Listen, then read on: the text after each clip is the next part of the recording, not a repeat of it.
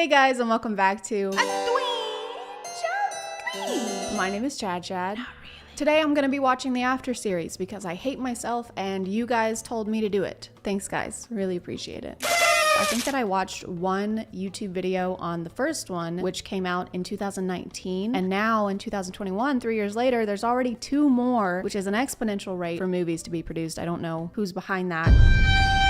Just a quick recap of what I know about this series from just like hearsay. Number 1, it was based on a Wattpad story, kind of like The Kissing Booth, which was incredible, as we all know. Number 2, it was based, or was supposed to be, a Harry Styles fanfic. Number 3, it's terrible. Number 4, it's terrible. I want to watch the whole series, but I can't sit here and watch 3 movies in a row while I'm filming. I will be here for like 12 hours. So we're just gonna start with the first one and see how it goes. Good luck to me, pray for me, or if you're not religious, you can Venmo me, I guess. Hey guys, just a quick disclaimer. That was a joke. There is no ChadChad Venmo account, so if you see one, please don't send them money. I'm doing fine actually, because this video is sponsored by Confessions of a Rebel. This is a new niche brand dedicated to celebrating the rebelliousness in all of us by creating fragrances that excite and inspire. Confessions of a Rebel's mission is to defy categorization and gender binaries in the fragrance industry while helping everyone to find their signature scent, because everyone deserves to smell amazing. Responsible sourcing is also essential, and Confessions of a Rebel goes straight to the source for their ingredients and works with the best and brightest small batch farmers. All fragrances are vegan and cruelty-free. I received Let's Be Real, this conditioning body wash, Get a Room, and samples of About Last Night, Love High, and Almost Single. My favorite is Let's Be Real. This one smells amazing and has a bouquet of orange zest, lavender, and orange blossom, then some vanilla bean and cashmere woods to ground it a little bit. This conditioning body wash, Get a Room, smells incredible, and I've used it so many times since receiving it. It has a fruit-based smell with apple and mandarin and makes my skin feel super soft. Most of the ones I received are more fruity scents, like Love High, which has notes of jasmine, apple, peach nectar, and orange flower. But if you want something warmer with less fruity elements, Almost Single has some spice fueled by cardamom and black pepper with some deeper hints of sandalwood and rosemary. If you want to check out Confessions of a Rebel, be sure to use my code CHAD to get 20% off your Confessions of a Rebel fragrance so that you can act now, confess later. Thank you to today's sponsor, and let's get back to the video.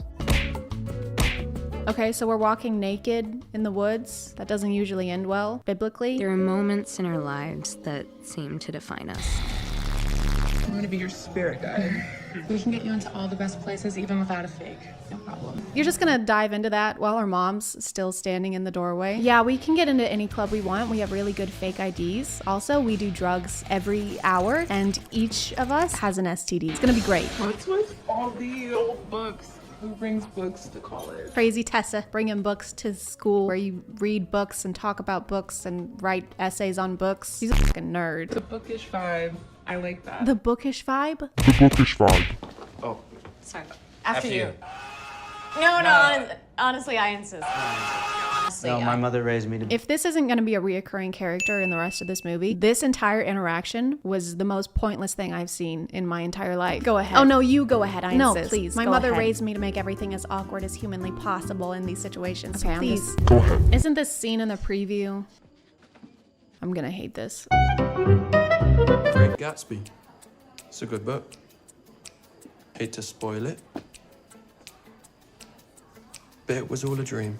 The Great Gatsby, huh? Surprised a girl like you knows about this book. It's pretty underground. Not a lot of people know this, but it was actually based on a movie starring Leonardo DiCaprio. Is that supposed to imply that she's getting feelings for him already? Like they've had enough interactions for her to be falling for this dude? I also love when a guy mansplains the ending of one of the most popular books in the world to me. It really gets my gears going. You're going. Aren't we so glad that there's always conveniently a character like this who's there to pull the shy main character out of their shell? If it weren't for them, there would be no movie. And what a tragedy that would be. So, guys, truth or dare? I dare you to make out with Hart. No. Ew. Where are you right now? It's really loud. Okay, so you go to college and now you drink. That's really great, Tessa. Okay, Noah, where is this what? This relationship seems really solid. I think that they have a lot of trust. Ooh, he also has books. I bet he's not as materialistic and shallow as he seems to be. He has depth, and I bet he has a soft spot only for her. Whatever our souls are made of, his and mine are the same. Guys, I don't think I can do this. I already want to die at how deep their relationship is because they both read books. I know that their faces are so close together because it's supposed to be building and showing us the tension, but I don't feel it. The only tension I feel is between me and turning this movie off. I know you're not gonna kiss, so just hurry it the fuck up.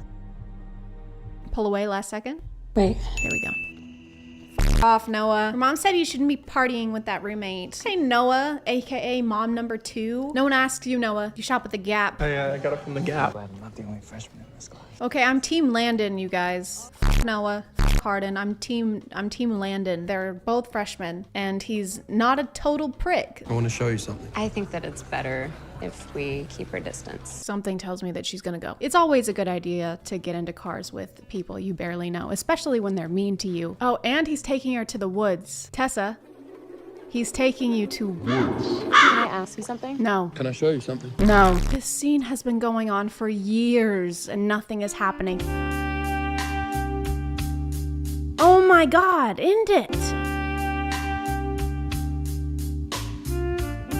End this scene! So, how about we play a game of Second Blow? Does this character just exist to like bring up games to play? Him and Hardin live together because their parents are dating, so he's gonna call her. You need to come over. Stat. Hardin is upset because you touched elbows with some dude at a campsite and you have a boyfriend even though he doesn't want to date you. Get over here. Oh, and also he breaks things when he's angry. He's husband material. I'm a mess.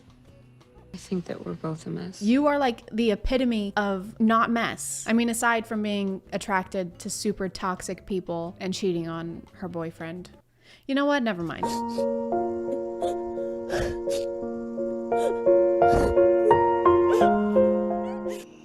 Noah's my best friend. Not anymore.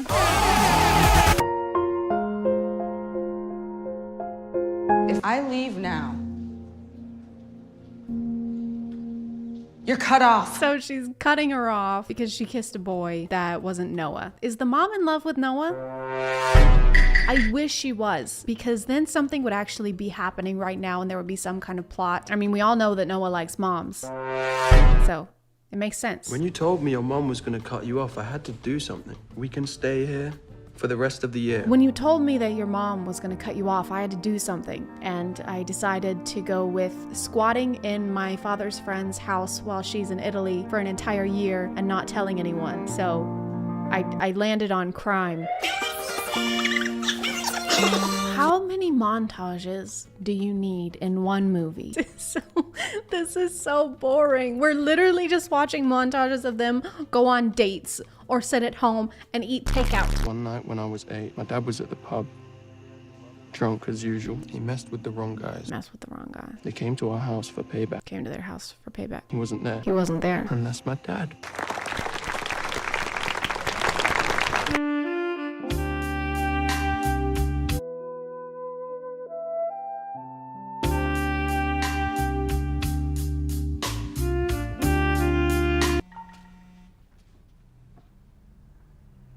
I need to go. What?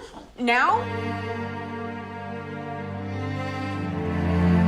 Jeez, just tell me where he is. Maybe he's at Blind Bob. Yeah, obviously, we know this. She read the text messages that said, "Meet me at Blind Bob's at 9." And then he was like, "Oh, I gotta go." I thought we were just assuming that that's where he was going. I'm Tessa, and this is 2 and 2. She can't put them together. Make her fall in love with me. And then I'll just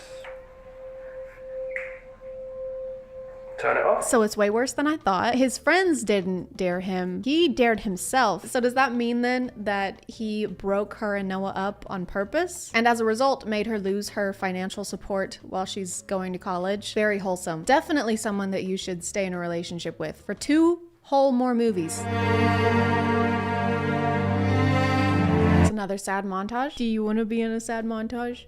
Do you want to be in a sad montage too? Right here. There you go. Okay, look up here. Look up there. Beautiful. You did amazing. You were made for the camera. Tessa and Hardin aren't talking, obviously, so we just get another sad montage of the two of them separately, but thinking back on the times that they had together, which even though we just saw all those moments in the movie and they were painful and boring back then, we have to watch them a second time in the form of a sad montage, just in case we missed it the first time. Miss Young, this is what Hardin turned in. I think it was actually written more for you than it was for me. I just know that this letter is going to be super cliche and make me want to rip my face off. Let me try and guess what kind of essay Hardin would write with Tessa in mind, okay? I think it would start with Tessa. That's it. It just says Tessa in Times New Roman font. And the teacher was like, this is an astounding statement on the solidarity of the human mind and how it can so easily become fixated on Tessa. A+. I like how she only hangs out with Landon whenever she and Hardin are not currently speaking. I think it's really cool and fair how they are only friends when it benefits Tessa. You once asked who I loved most in this world. And it's still me. But you come in at a close second. The plot is just how they aren't having sex, and then they are having sex, and then they go back to not having sex, and then these little scenes are sprinkled in between where they talk to meaningless characters about how they are or are not having sex. After my ass. So let me know in the comments if you want to see the next one, but I'm gonna call it there. Thank you for subscribing, and if you are still here, thank you so much for watching. I appreciate you clicking on my video out of all the videos that are on here, and I'll see you next time. Okay, bye.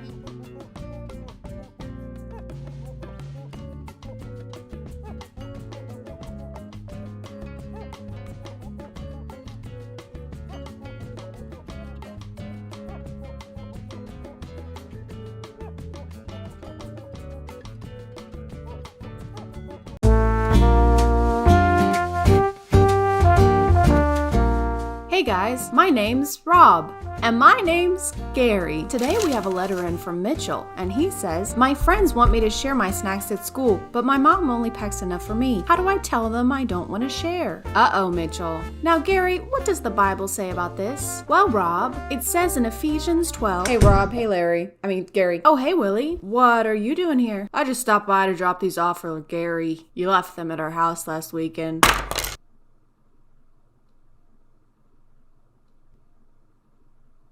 Oh, and this, and this, and this, and this. Thanks, Willie, but you could have brought him to my house. Nah, that's okay, I was in the neighborhood. So how's Evelyn? Good!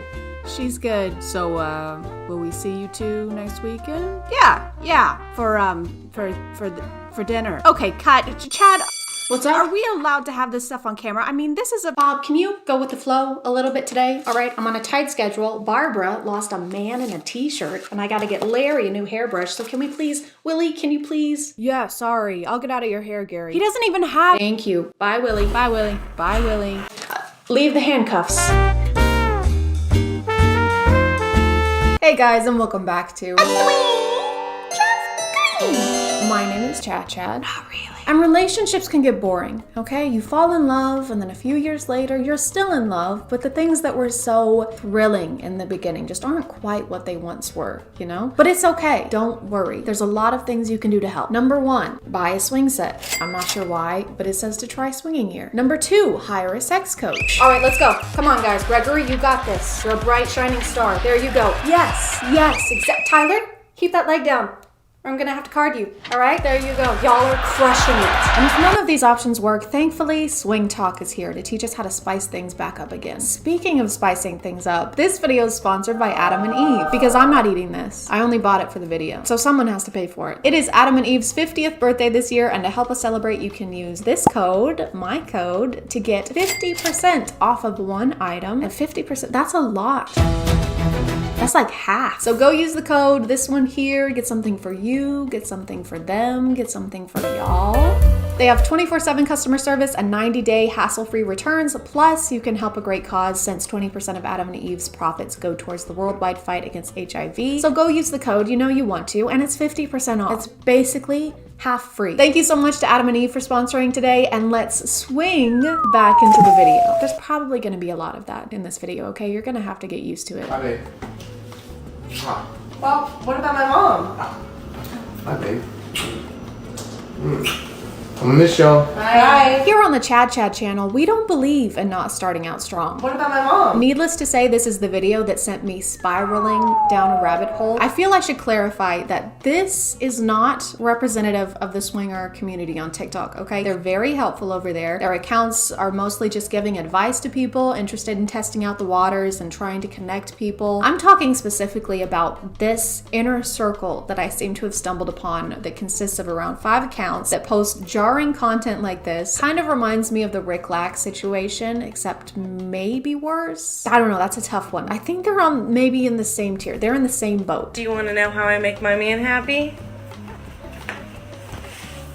I let him play with my mom. Yeah, I'm that kind of wife. Like any TikTok community, they have trends that will get popular and they'll each post their own version of something. But these accounts seem to only have 2 or 3 trends that they really latch onto, and unfortunately, this is one of them. You want to know how I keep my man happy? I let him play with my mom. This is not actually her mom, by the way. I feel like I should go ahead and clear that up for y'all. They're not actually related, but I personally like how unimaginative they are with these. Like her and her mom are standing in front of the oven just f***ing with a towel. Hey, what super interesting thing should we pretend to do while you say goodbye to us? Well, you could be brainstorming on how to make content that actually takes effort instead of baiting people into thinking we're in a relationship. That sounds like a lot of work. Let's just fail to fold the towel. You know what? That's a great idea. Let's do that. You want to know how I keep my man happy? I let him play with my babysitter. Aren't most babysitters like high schoolers or young college students? Yeah, I'm that kind of wife. You're what kind of wife? The kind that's going to prison? She looks incredibly uncomfortable here. Please blink if you're in danger. This looks less like a sensual interaction and more like one you would have with a family member you're not comfortable with who's trying to tickle you. Oh, you're no, so Aunt Michelle, I'm not. Oh I'm not my ticklish, God, you've so- grown so much. Okay. I said stop, Michelle. Yeah, I'm that kind of wife. I love how she says that. Like, that's the kind of wife we should all be striving to be. Like, you and your spouse, you can do whatever you want. That's fine. But it's also fine if you would prefer your spouse to not grope at a woman like he's gonna skin her for Cruella de Vil. You know what makes me such a shitty wife? I cheated on him with our babysitter. Like, for real? No, Hunter, nothing is for real, okay? Keep up. We need you at the top of your game, all right? Blonde is my mom, the redhead is my cousin, and the brunette is our prisoner. I mean, babysitter. But can you imagine this being the way someone tells you they cheated on you? I don't know what my reaction would be, but I'm pretty sure his is too tame. You want to know why I'm the most horrible, awful, disgusting wife on the planet? Because I killed his best friend. What? For real? Yup, took a big old silly goofy axe and walloped his head right off. You're a monster. Yeah, I'm that kind of wife. Another trend that I saw frequently is one where they will awkwardly plan a get-together, and that's it. That's the TikTok. Hey babe, what do you want for dinner tonight? You want to invite over Jason tonight? Yes! And Chloe? Of course. Do you think they'll like chicken? Everybody likes chicken. You hear that, vegans? Sorry, but you're gonna have to eat chicken now. Everyone loves chicken. Alright, make the call, babe. I guess I just don't understand why this, out of all things, became a trend, because nothing noteworthy is happening. This is just someone's Friday evening. I can maybe understand staging a dinner where you're hanging out with Jason and Chloe, but to stage the planning of the dinner, like, I don't even want to listen to dinner plans when I'm going to be eating the dinner. So for creativity, I'm gonna give it a 4 out of 10. It could be a solid 6 if you pointed the camera at the TV and let us watch Hotel Transylvania instead. You can't get rid of me. I'm not going nowhere. I'm not going nowhere. Oh. Wow. So you cheated on your partner multiple times, I'm assuming, and they wanted to leave the relationship, but you instead convinced him to be swingers. I'm not saying gaslighting had to be involved in that process, but there has to have been gaslighting involved in that process. I mean, come on. Also, why is she saying this like she's proud of it? Like, she couldn't stop cheating on her partner, but she convinced him to stay. Like, it's an achievement. The only achievement she has is a cheat. Stop, I wrote that at 3 a.m. And I vow to love you and cherish you in the monogamous relationship we've mutually committed to, and then breach those vows and publicly post about it on the internet. That was beautiful, baby. In sickness and in coercion. Patient. Yeah. Oh, I was patient. I can scream that we made it. Yeah, you made it. Made him become swingers with you. If it takes you years to convince someone to do something, breaking news, they don't want to do it. I legitimately do not understand why you would use this for TikTok clout. This is like trying to sell cupcakes and then bragging about how you like to shit in cupcakes. You want to know how I keep my man happy? Not really. You want to know how I keep my man happy? Not really. You want to know how I keep my man happy? Not really. Can someone please find these 5 accounts a new trend to latch onto for the next 6 months, because this is getting out of hand. I'm going to adopt this method of content creation. I'm just gonna repost this video over and over again, but I'll be wearing a different shirt and kissing my mom.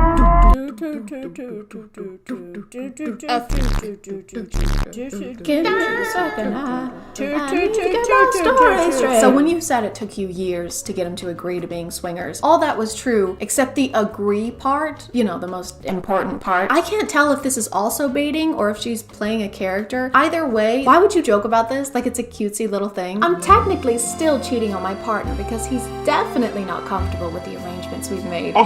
Silly old me. Don't know the words to this one, so I'll say what's relevant. I don't give a fuck about none of that. About none of that shit. Ma'am, he does not want to do this. How many times do I have to tell you? If he was comfortable with swinging, wouldn't he not care that you're flirting with other people? I've never been in a relationship like this, so feel free to correct me if I'm wrong. But even if he had agreed to this and was taking issue with something you were doing, isn't that a boundary that you guys should discuss together instead of posting a TikTok and saying you don't give a f?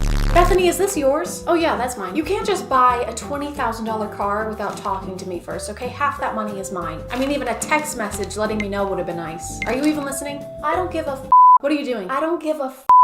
I don't give a f. When your spouse won't get off your ass. Wow. Okay. About something super insignificant. And post. I'm sleeping with your mom. I'm gonna call it there, guys. If you want to follow me on other stuff, that's my Instagram, that's my Twitter. I keep the links in my description. Thank you for subscribing, and if you are still here, thank you so much for watching. I appreciate you clicking on my video out of all the videos that are on here, and I'll see you next time. Okay, bye.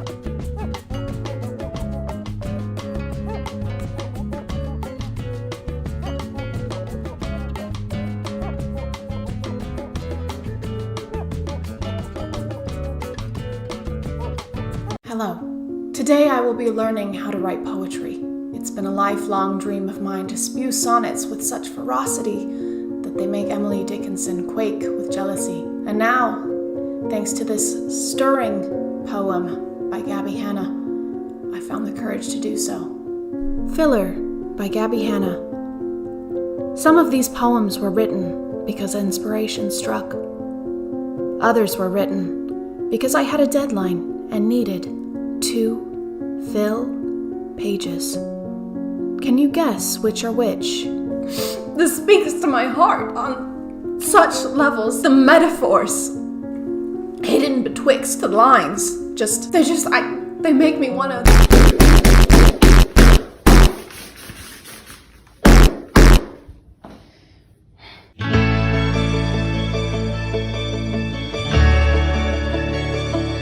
Hey guys, and welcome back to A Twinge.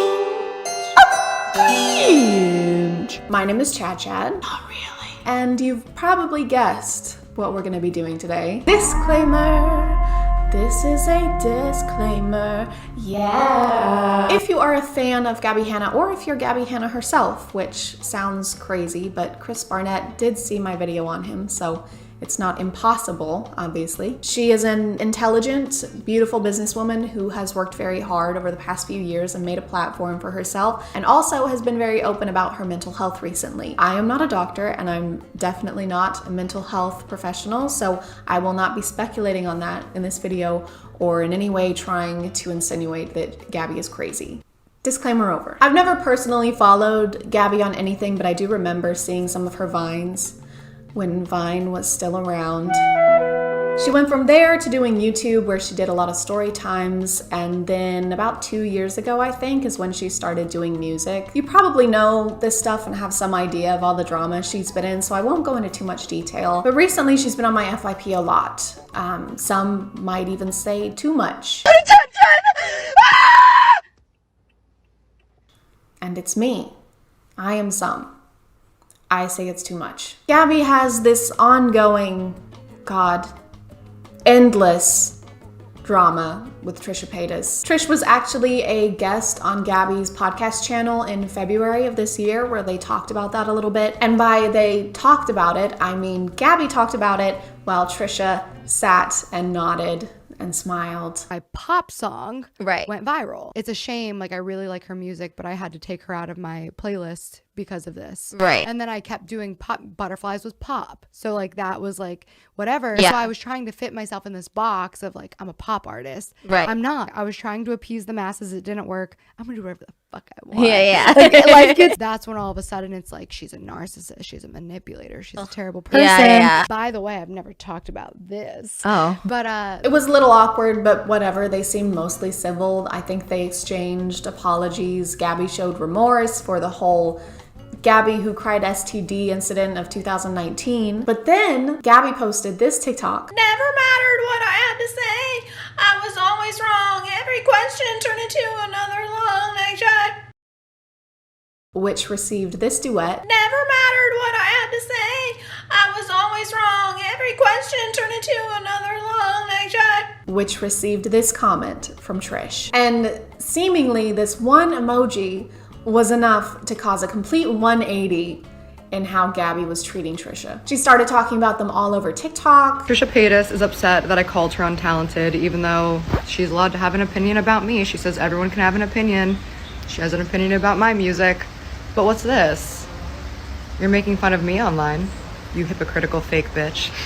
And Twitter. I made a Twitter just so I could read Gabby's tweets for this video. So if any of y'all want to follow me over there, I don't even know what you post on Twitter because I've never had one, but just real quick, while I was reading Gabby's tweets for this video, I found this one of her accusing BB Rexa of copying her Monster music video because there's a shot of BB Rexa sitting on the ground. There's a vase and a mirror being shattered, then a match being lit, and then a house on fire. So, you know, 4 of the most original concepts that are not at all frequently used in music videos. Bibi tweeted back and said that actually her inspiration came from Eminem and Rihanna's Love the Way You Lie music video, which yeah, they're similar. Also, you can't really copyright the very well-known cinematic shot of having your subject light something against a dark, contrasting background. The mirror and vase breaking in Bibi's video is because the entire house is breaking. You can't have the house come down and exclude the vase and the mirror. Oh my God, there was an earthquake. Are you guys okay? Yeah, we're fine, but the house is almost completely destroyed. What do you mean almost? Well, the vase and mirror made it, miraculously. That is miraculous. Those are basically the 2 most fragile things someone can have in a house. Anyway, Gabby and Trisha started going at it once again on TikTok and Twitter. I'm not really gonna talk about it because I'm honestly sick of hearing about the 2 of them arguing. Now they're talking about how they were friends or they weren't really friends and how they invited her to Thanksgiving or they didn't invite her to Thanksgiving, and I do not give a fuck. On April 23rd, Gabby tweeted this announcing a mini-series, which now these make a lot more sense.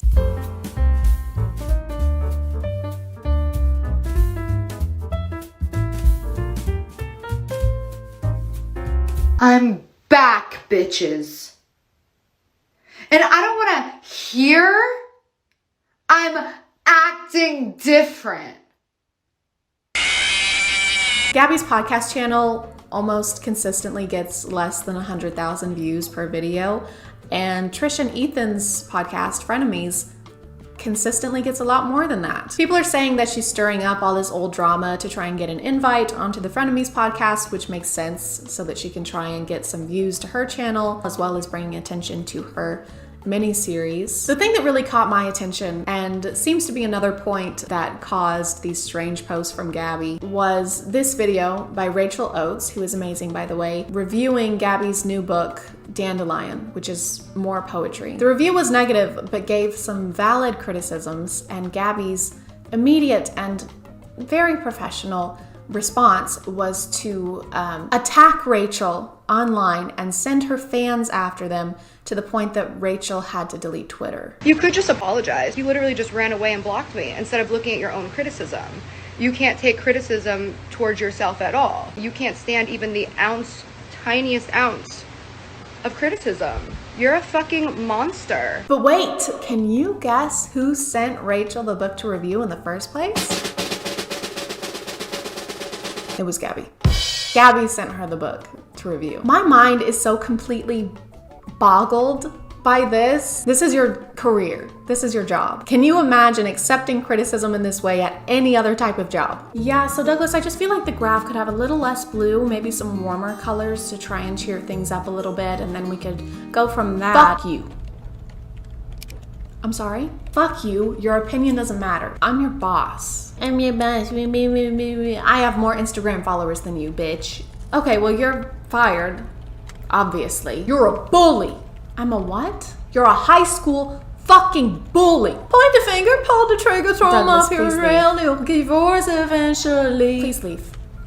Please. Hi, I'm going to be voicing for Gabby Hanna in this next video because she has her song quietly playing in the background and I'm not getting a copy strike. Not today. I really cannot believe that you guys let a woman who doesn't like Bo Burnham tell you that my book wasn't good. This is the biggest compliment that I've ever fucking gotten, that she called both mine and Bo Burnham's work disappointing. She called Bo Burnham's work disappointing. Her. Who is she? Who is she? She's a person making content on YouTube who's allowed to have an opinion regardless of the fact that she has less subscribers than you. Gabby, no matter the situation, seems to have the same response to criticism. Oh, you have less subscribers than me? You're irrelevant. Oh, you have more subscribers than me?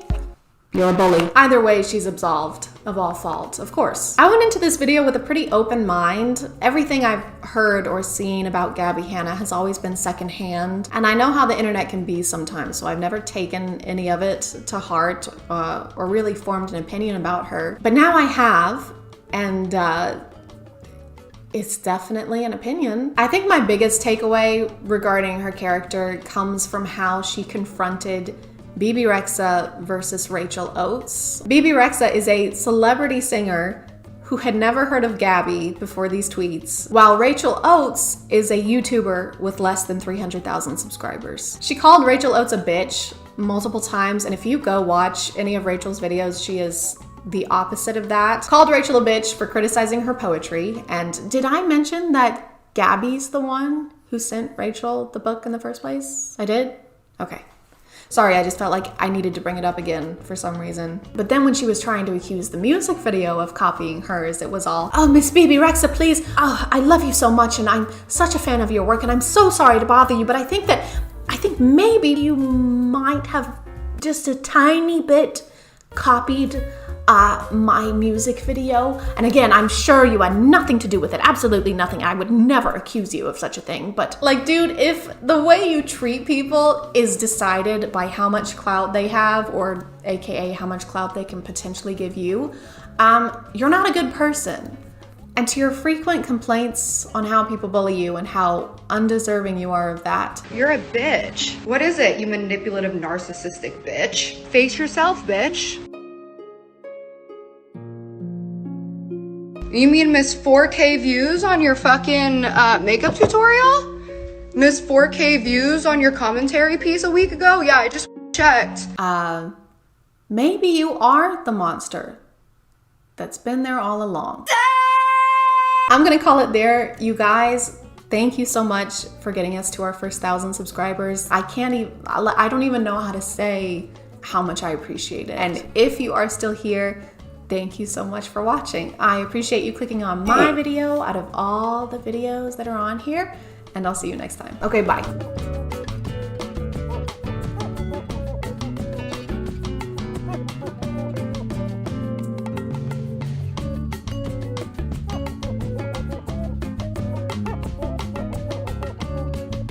Hey guys, and welcome back to My name is ChadChad. Not really. And do you hate your wife? Because I know I do. Hate your wife.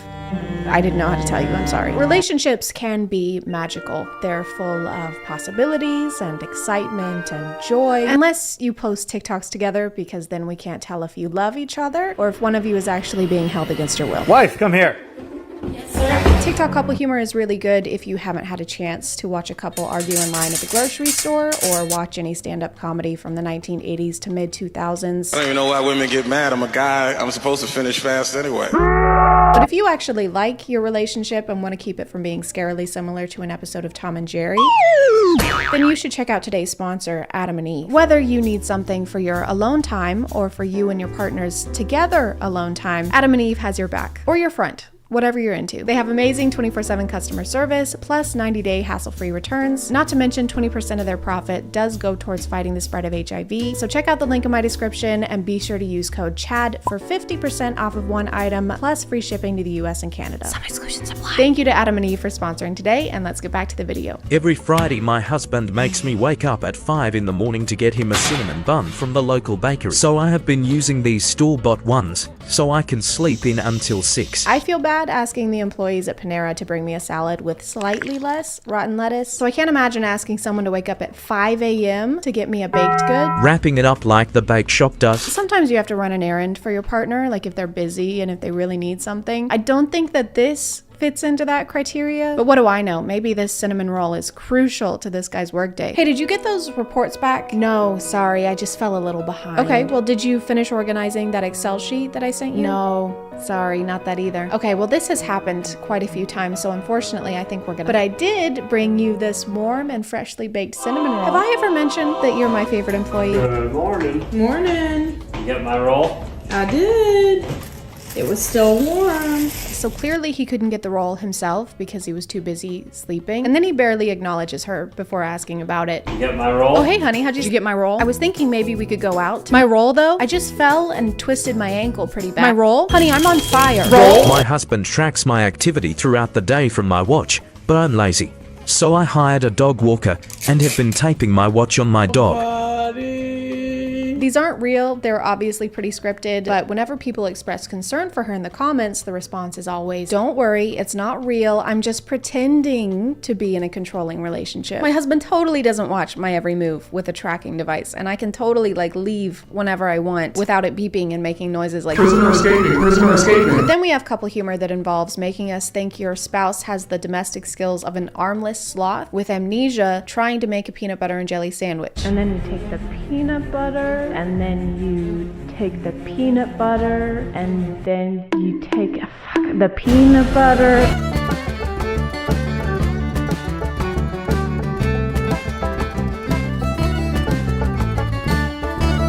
This is kind of a weird format because the funny part is showing us a major red flag disguised as a quirk. Just a silly little quirk where your partner makes your life a living hell. Roger was being so sweet today. He gave me the night off. Oh, that's so sweet of him. And I only had to bring 5 of our 10 children. Of course, yeah, just the 5. And then I also had to cook for all 12 of us before we left. Everyone's got to eat. And then he made me promise not to ask him for any favors until 2043. That's only a couple years from now. But I'm feeling so relaxed and hang on one sec. Hey, hon. How the f do I make a Lunchable?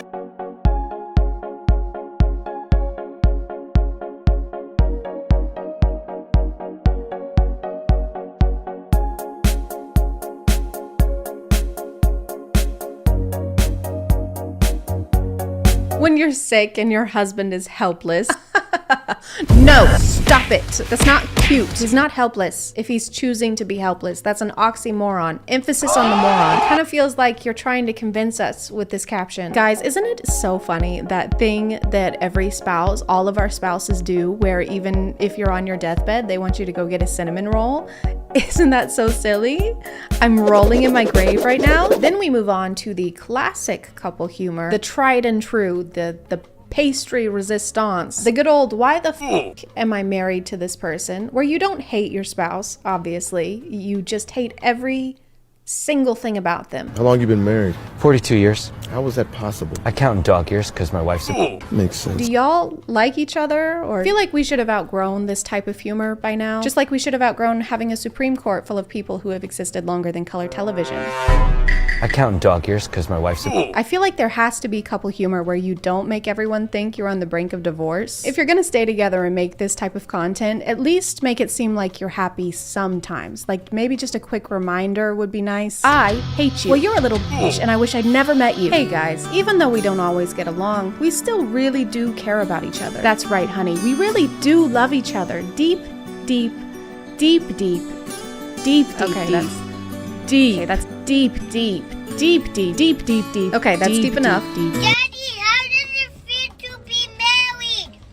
Imagine deleting all the games from your tablet and having only one game. Oh good, we're already passing it along to the next generation. This kid isn't even old enough to tie his own shoes, let alone think about tying the knot. Poor kid probably just gained consciousness a few months ago and his dad is already like, remember son, marriage means that your wife deletes all the games you love from your iPad because she's a meanie. Your wife's gonna smash your iPad and you're gonna be miserable. Why are you crying? So I decided to take you to Louis Vuitton for your birthday.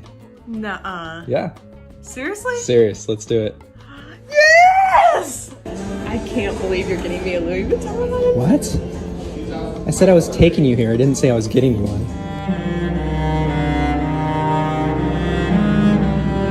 He's right, he never said he was getting you one. That'll teach you for expecting special treatment on your special day. This video is just a joke, it's fine. I mostly brought it up because of the caption. The only bag she's getting are under her eyes. That's so mean. I get it, you guys have a comedy page together and you're probably poking fun at each other a lot, but now I think we've moved on to bullying, because this sounds a lot like something a school bully would say to you, but you're not supposed to marry them after that. You're a stinky doo-doo head. No, I'm not. Yeah, and I bet your parents don't even like you. No, my parents like me. No, I bet they hate you, just like I do. No, they don't. Yeah. Do you want to get married? Do you know how to make a sandwich or start a load of laundry? No. Perfect. Let's get married. Promised my husband I'd keep my legs shaved if he let me get a puppy. Oh my god, did you see how hairy her legs are? That's almost irregular. You should get that checked out. The irony of the camera panning over to probably the hairiest individual I've ever seen is almost too much to bear. Bears don't have to shave, so why should we? We're all basically bears when you think about it, just not as obsessed with toilet paper. Oh yeah, baby. It feels so good. I love how soft you are.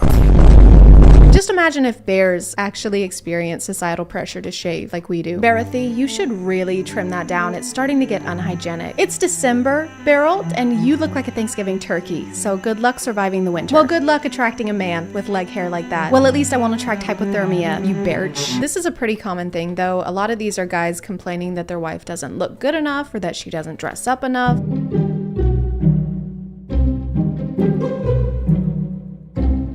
As if they were expecting their wives to wear false eyelashes and bustiers to clean up baby vomit. They act like they were scammed in a way, like they didn't sign up for this and wanted the ossified filter in human form. Nothing is more important than wearing full glam, ladies. Not even cinnamon rolls. All I have to do is administer this antidote and it'll stop the poison from reaching your heart. Okay, but wait, what? It's just, you're not wearing any mascara. Oh my god.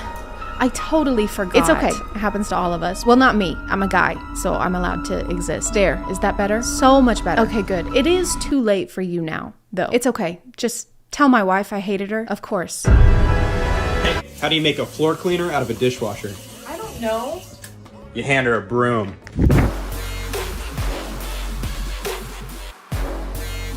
This couple has it figured out, though. Immediately after joking that you hate your wife, you walk off like an absolute badass in slow motion. Have I ever told you that I love your cooking?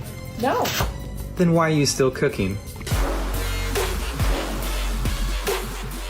So I think that this is the key to an unhappy marriage, guys, and this is the standard that we should all be living up to. Man, I wish I was that vacuum. Why, so you'd finally be helpful around the house? No, I forgot why, because listening to you talk is so boring. Hey, love bug, have I ever told you that you're the most beautiful woman I've ever seen? Aw, honey, no. That's because you're not.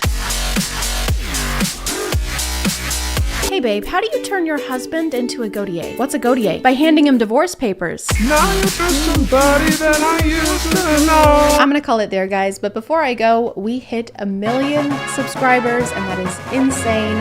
I wasn't expecting to hit this milestone, so I don't have anything. I'm destitute, please help me. No, but I have things in the works, and that's something I can say now, that I'm a real YouTuber, that I have things in the works that I can't wait to show you, but unfortunately they just weren't ready in time because this came up so quickly, which I'm not complaining about at all. Thank you all so much, and if you are still here, thank you so much for watching. I appreciate you clicking on my video out of all the videos that are on here, and I'll see you next time. Okay, bye.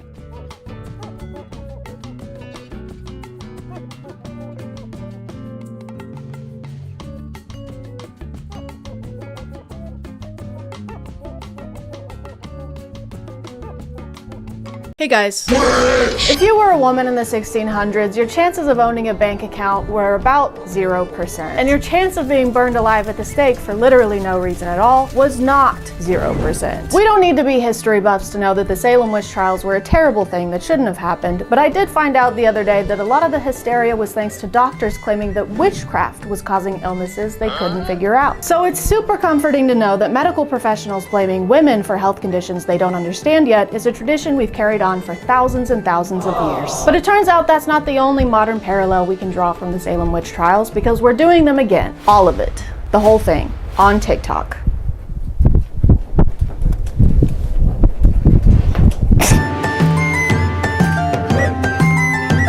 We may not be putting people on legal trial for witchcraft anymore, but that's not going to stop the internet from throwing allegations around. Makeup is witchcraft. I said what I said. Anytime you have to start trying to cover up and reconstruct your face with different powders and blushes and... She's wearing lip gloss as she says this, by the way. Lips don't shine like that on their own, by the way. She also keeps mentioning Transformers in this video. We got the men, you know, these Transformers, they out here looking more feminine than the women. And I don't really know why. Like, what does putting on a little mascara have to do with the battle between Autobots and the Decepticons? I like how we constantly hear variations of this on how makeup shouldn't be allowed because it changes our appearance too much. You don't look like that for real. With the makeup on and with the makeup off, you look like two completely different people. You're transforming. It's witchcraft. Like, okay, since when is changing how something looks a bad thing? Does she also hate it when people paint a room? Whatever you do not renovate your bathroom around this lady. She's gonna freak the fuck out. A lot of these videos frame witches as being this kind of secret agent whose mission is to infiltrate the church. Okay, this is gonna sound crazy to some of you, but it needs to be said because it's real. Why did she slap us like that? What did we do? Does she think we're witches?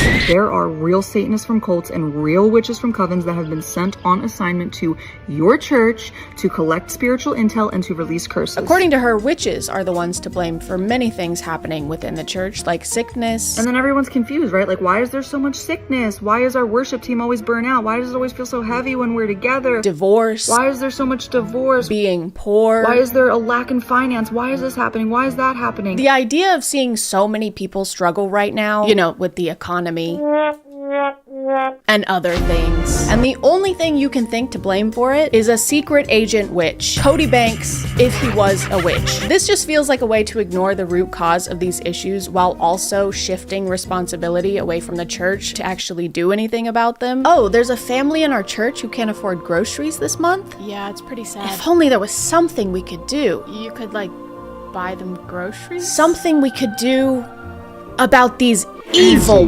witches. She also lets us know that witches are sometimes sent after specific people. There was a witch that was sent on assignment against me. She saw my testimony. She got smacked by the glory of God. She repented, turned from her cult, and was born again. Hallelujah. Kind of like a hitman, but so far the only hits have come from her. So I think her implication is that the witches are sent to find Christians and convert them over to their side, which is terrible. How dare they invade someone else's space and then try and force their beliefs onto people? What a horrible and never been done before thing to do. But a not horrible thing to do would be to talk about today's sponsor. This video is sponsored by Bombas. Guys, summer is almost here, and while many people are working on their summer bodies, not many are working on their summer feetsies. And that's just as important. But you can make sure your feet are summer ready with a little help from Bombas. Bombas is a comfort-focused brand that's got all your basics covered, like socks, slippers, underwear, and even shoes. Their Friday sandals are built to go wherever you go, whether that's grocery shopping or doing parkour in the street. Please do not do parkour in the street. They're made with comfy, waterproof materials, and thanks to the cupped footbed and dual strap design, they're not going anywhere. Except for the cool zone, or in cool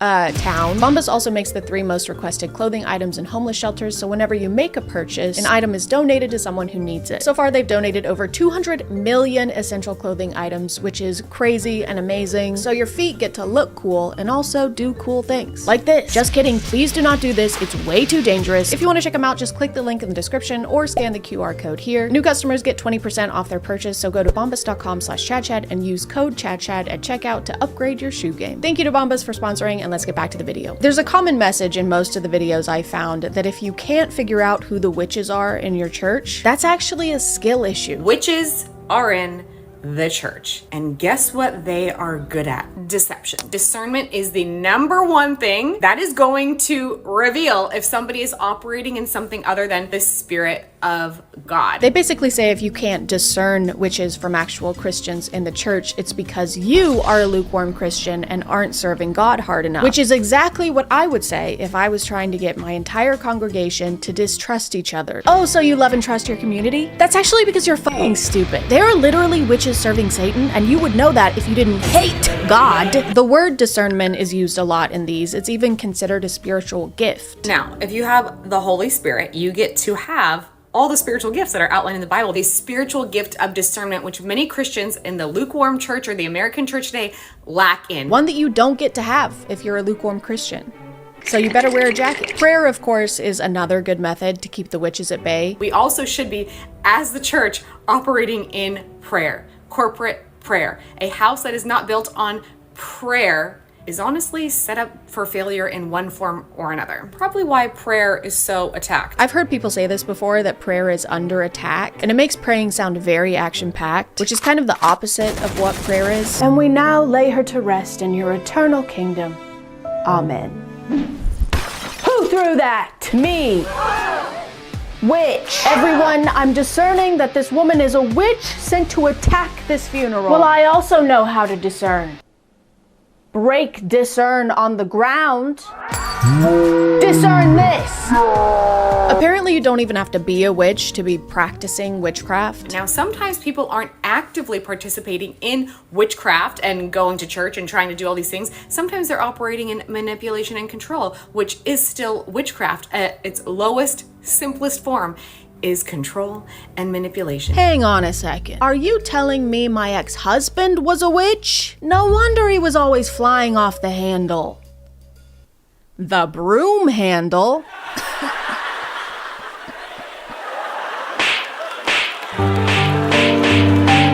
By the way, if you don't spot the witches in your congregation fast enough, they're gonna curse you. Can witches' curses affect Christians? Most Christians don't believe that they could possibly be cursed by a witch or warlock. He also says they'll have a much easier time cursing you if you haven't repented for your sins enough. Unrepentant sin in your life, which is rebellion to the Lord, which many Christians are in. Or if you're too prideful. Pride would be number 3, which most Christians are walking in. Also, many witches will astral project into your home and then monitor you. You mean they're gonna project their asses into my home? Astral project. I don't see a downside to this. I'm only seeing a backside here. These videos never really specify what's gonna happen after you're cursed by a witch. They mostly just talk about how it will happen and it will be your fault. Like, even if you accept a gift from one, you're screwed. Also, having anything given to you from a witch or a warlock in your possession, like jewelry, books, clothing, food, which will make a spiritual contract. Which has got to make church potlucks a little awkward. Rebecca, do you want some chili? Ooh, that looks delish, Stacy, but no, I'm okay. What, you don't like my chili? No, I just couldn't. I'm on a new diet. It's very low cal. I don't want your fucking chili, okay? Why, because you think I'm a witch? No, it's because your chili tastes like fucking ass, Stacy, okay? But on the other hand, if you aren't getting cursed by a witch, it's because you're not enough of a threat to Satan, aka you're still not doing enough for God. If you have not felt any witchcraft, then you're most likely not a threat to Satan's kingdom, and you aren't doing much for God. So it's bad if you get cursed by a witch, but also bad if you don't get cursed by a witch. Damned if I do and damned if I don't. Me, when I'm a beaver and I'm trying to decide to go to work or not, their qualifications for someone being a witch are also so broad that they can be applied to literally anyone. And they're never actually describing someone who practices witchcraft. They're just describing the supernatural Snow White and the Seven Dwarfs version of a witch. What does a witch in the church look like? They will usually dress very conservatively, so you would never guess that they're a witch. Oh, dressing modestly means you're a witch? You mean the thing that the church has been telling women to do since forever? Put some clothes on, whore! Okay. Take some clothes off, you witch! Okay. Does this mean that the Duggars are witches? Is that why they had so many kids? So they can Hansel and Gretel them? That's why they've always got the kids cleaning the kitchen, so they can trap them in the oven, like the Visit. Extremely good at acting godly give you words from God. They want to put their hands on you in prayer. Their laugh can sound like a cackle. So if someone dresses modestly, or appears to be a good and godly Christian, or just has a kind of funny laugh, that means that they're a witch? You just incriminated about 95% of any congregation. You just described Seth Rogen. Seth Rogen is a witch now. This is what I mean, dude. Whenever they're describing the big, bad, scary witches, they're actually just describing regular people that we encounter every single day. These witches are using biblical language. I just came across this lady on TikTok and gorgeous, so pretty. And that's always something that I know. If someone's beauty is very exaggerated. So when someone is beautiful, that makes you suspicious of them? Oh wow, you are so pretty. Oh, thank you. Too pretty.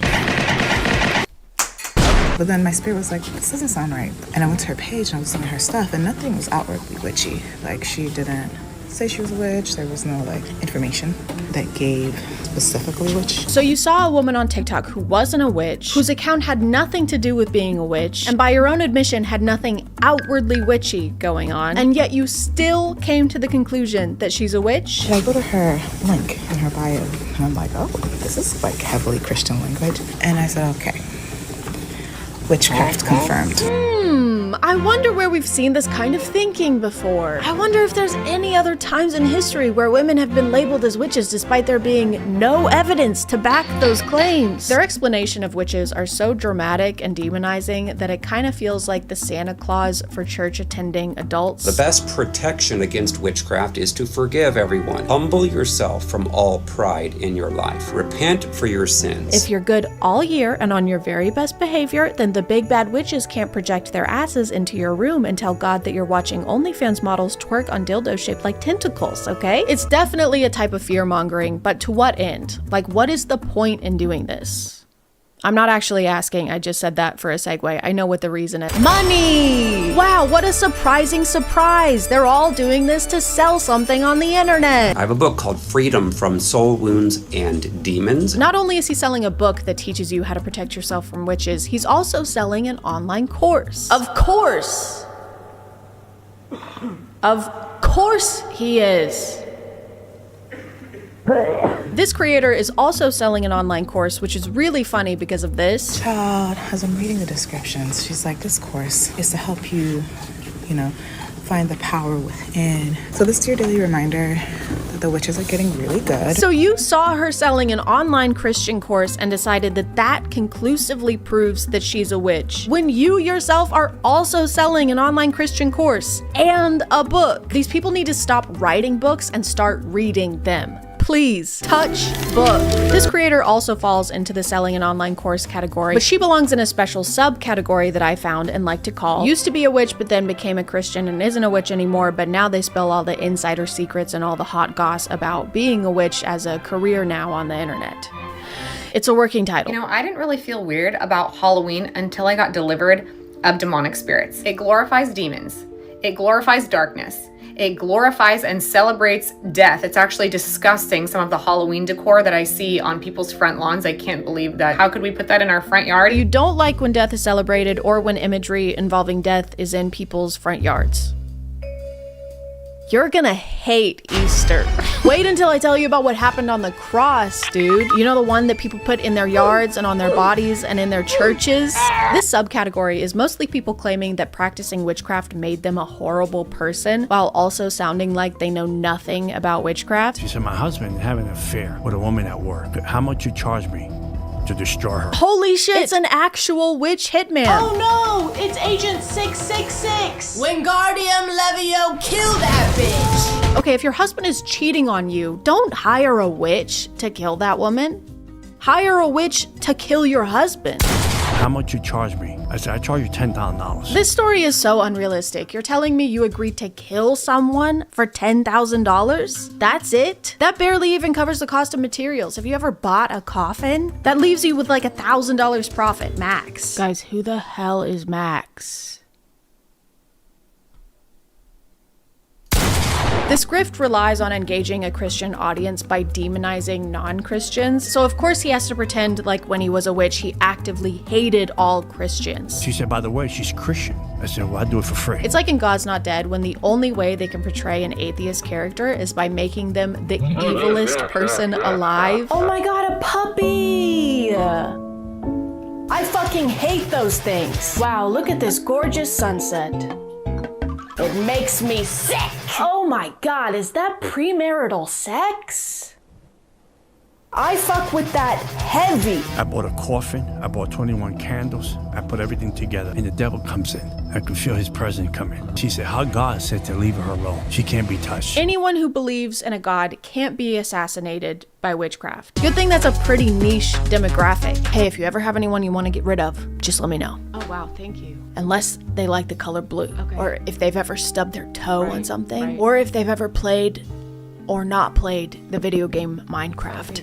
Can do it. So I was a practicing witch for 10 years, was involved in black magic, rituals, seances, you name it, I was doing it. I like this one a lot because the pictures she uses to prove she used to do witchcraft are just her wearing eyeshadow and of her smoking. Girl, if that's all it takes, I think we all have practiced witchcraft, especially in 2016. I'm gonna tell you the top 5 ways that the devil deceives Christians into continuing to practice witchcraft even if they've renounced the outward practices that seem more apparent. Number 1, rebellion is witchcraft. So this is rebellion to your husband.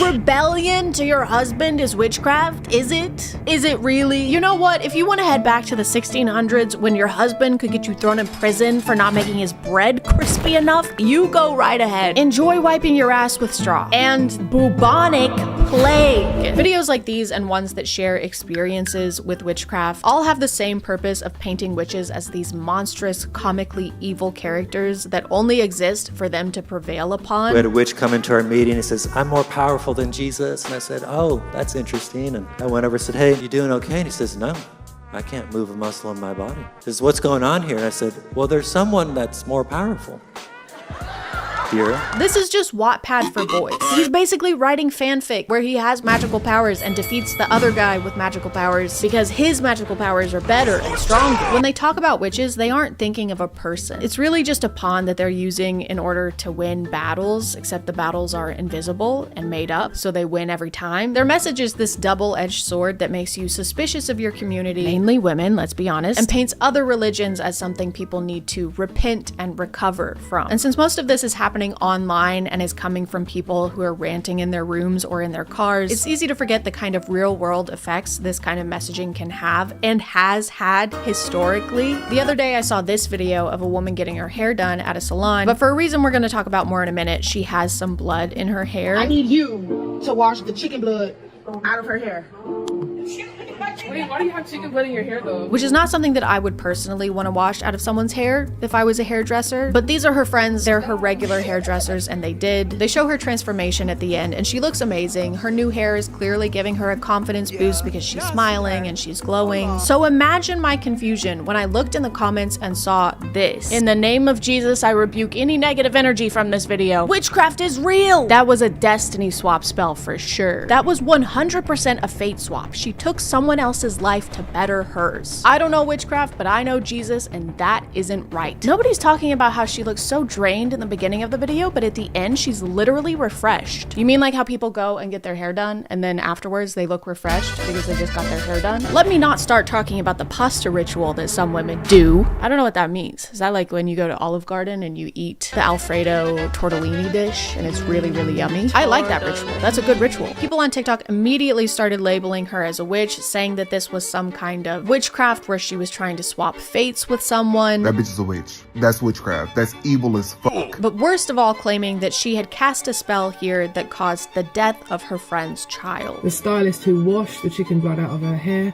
her baby girl passed away not long after that. That is how dangerous this is. That is how immoral and evil this stuff is. This video is what inspired me to talk about this because unlike the other ones I've shown, this was directed at an actual person. This was a literal modern day witch hunt. She's gonna pay for that. The woman who done that is going to pay for that. In reality, this woman practices Santeria, which is a religion that started in Afro-Cuban communities. She made a comment explaining this and that the blood was there as part of a protection ritual she was doing for herself because she was about to go on a trip, which has now been deleted because people were harassing her and accusing her of causing the death of one of her loved ones. And on that day, all I got was a hair rogation. A hair rogation is completely harmless. It's just a head cleansing for like protection. And an animal of choice wasn't even a chicken. I'm not evil, I'm not no demon. I'm not out here trying to get nobody's soul. I'm not sacrificing anything. This is extremely demonic.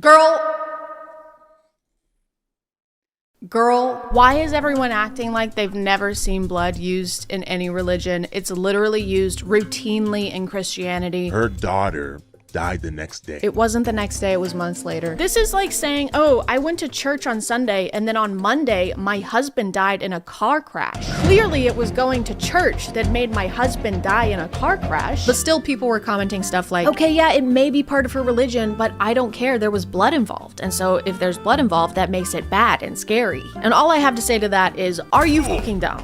Are you fucking dumb? Are you fucking dumb? Are you fucking dumb? Are you fucking dumb? Are you fucking dumb? Are you fucking dumb? This is full-blown demonic, and it is not of God. It's not of your God. And you always got to pray. Guess what praying is?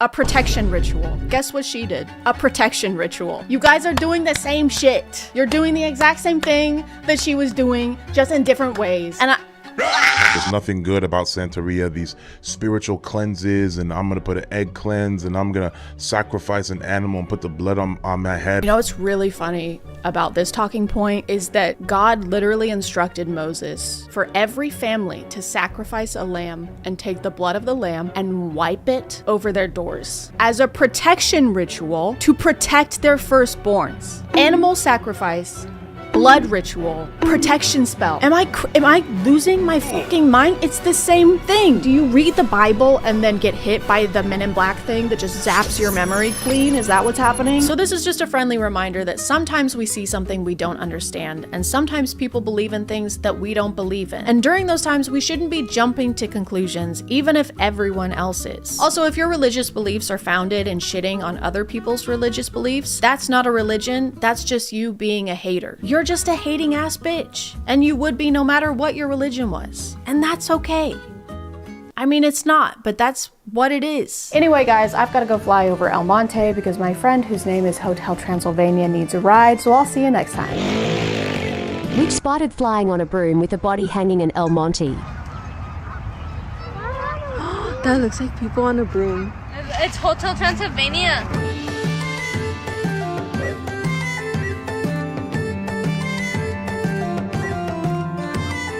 Hey guys, my name is ChadChad. Not really. And every day I wake up, unfortunately, and see a clearly fake video on TikTok like a pregnant woman spending $70,000 to climb Mount Everest. Baby has been kicking a lot. I spent 70 grand getting here and now they're all moving up without me. I don't know what to do. But then I read the comments and to my dismay, they are eating it up. This can't be real. You can't be serious. This just can't be real. You're right. It can't. I've been getting really annoyed with the internet over this. I'm pretty self-righteous also, because how do you miss the blurred out Sora logo in the corner of the video? Or how do you miss the literal word Sora being in the account's username? But then I had to stop asking myself those questions because the worst possible thing happened. They got my ass too. Couples therapy. This is Paul and Stacy. According to their bio, they are a fun family that refuses to grow up. And then they have their business email right after that, which is pretty grown up if you ask me. We'd love to collaborate with you and hear some of your thoughts on content strategy. Goo goo gaga. They make a lot of videos where the husband scares the wife and she freaks out. This is why you shouldn't scare your wife. Or he scares her and she hits him in the balls. This is why you shouldn't scare your wife. But no matter what happens, she is gonna scream like a boiling tea kettle. Harmless prank is the best. Harmless? He shocked her and then drug her off the bed. She came crashing to the floor. What do you think a harmful prank is? Murder? I have to sit back in this chair because my back is killing me. They're basically the equivalent of those early 2010 YouTube couple prank channels where you had to suspend belief in order to accept that they're possibly surprised by pranks anymore. Oh no, here comes my husband holding a DSLR camera. I sure hope he's not about to dump water on me like he did yesterday. And the day before that. And the day before that. And the day before. Basically every video involves them terrorizing each other in some way.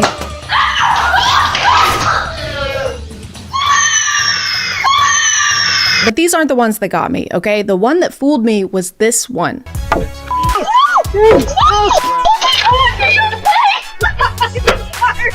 I saw this months before I knew who they were, and I was like, yeah, accidents happen. Plus, this is low-quality security camera footage, and nothing has ever been faked on a low-quality camera, except for the moon landing. This is like something off of a movie. Rom-com IRL. This looks straight out of a rom-com. Why do people keep saying that this is a rom-com? If anything, this is like a crime doc. Look at this. Watch this. Get this man on a stretcher. Get this man to the ER. And get this show on the road. The show being the sponsor segment, that is. This video is sponsored by Laylo. It's almost Valentine's Day, and why do the cliche things like get chocolates and roses when you can do yourself? Laylo offers premium quality, luxury design toys with innovative tech so that you and or y'all can innovate the night away. Laylo has so many toys to choose from, whether you want external stimulation or internal stimulation, or both at the same time stimulation. They're made of premium soft to the touch silicone and are waterproof and other moisture proof. For example, the Sona Cruise 3 uses sonic wave stimulation that eases up in intensity so you don't get jump scared when switching up levels, of which there are 12. And if you have the Laylo app, there are 2 extra modes and a feature called the Love Bridge, which is great for long distance. Right now, Laylo is offering a bunch of discounts for Valentine's Day, but if you take my code, which is CHAD20, you can stack that on top of their discounts and get even better deals. The deals just won't stop coming, and neither will you. You can check them out by clicking the link in the description and using code CHAD20 for an additional discount off your purchase, so you can use Laylo's toys while you lay low. Or sit down, or stand up, whatever gets you going. Thank you to Laylo for sponsoring, and let's get back to the video. I don't know what it is, but putting a date and timestamp in the corner of your video increases its believability on TikTok by about 75%. I think it's maybe because having security cameras inside your home is a fairly new concept we're being introduced to, so it's easier to fall for stuff like this when we're not used to people staging things this way. But Paul and Stacey aren't just staging pranks and injuries, they're also staging moments like this. Let the little go so you can hold the big.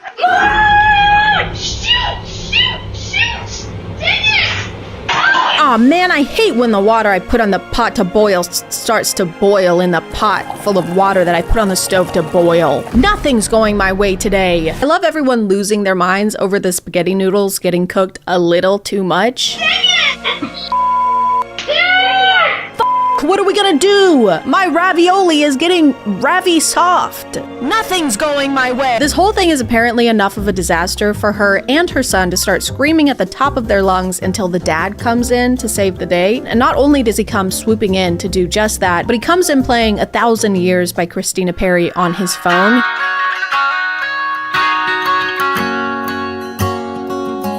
He already had that playing. He already had that preloaded.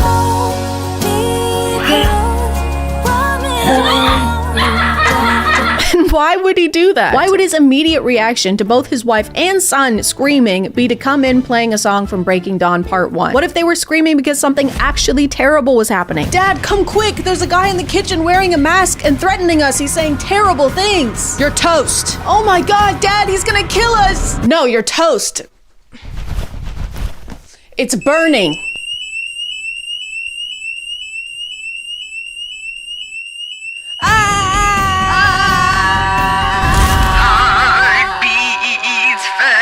After he de-escalates the situation, the whole family shares a hug and sways to the music.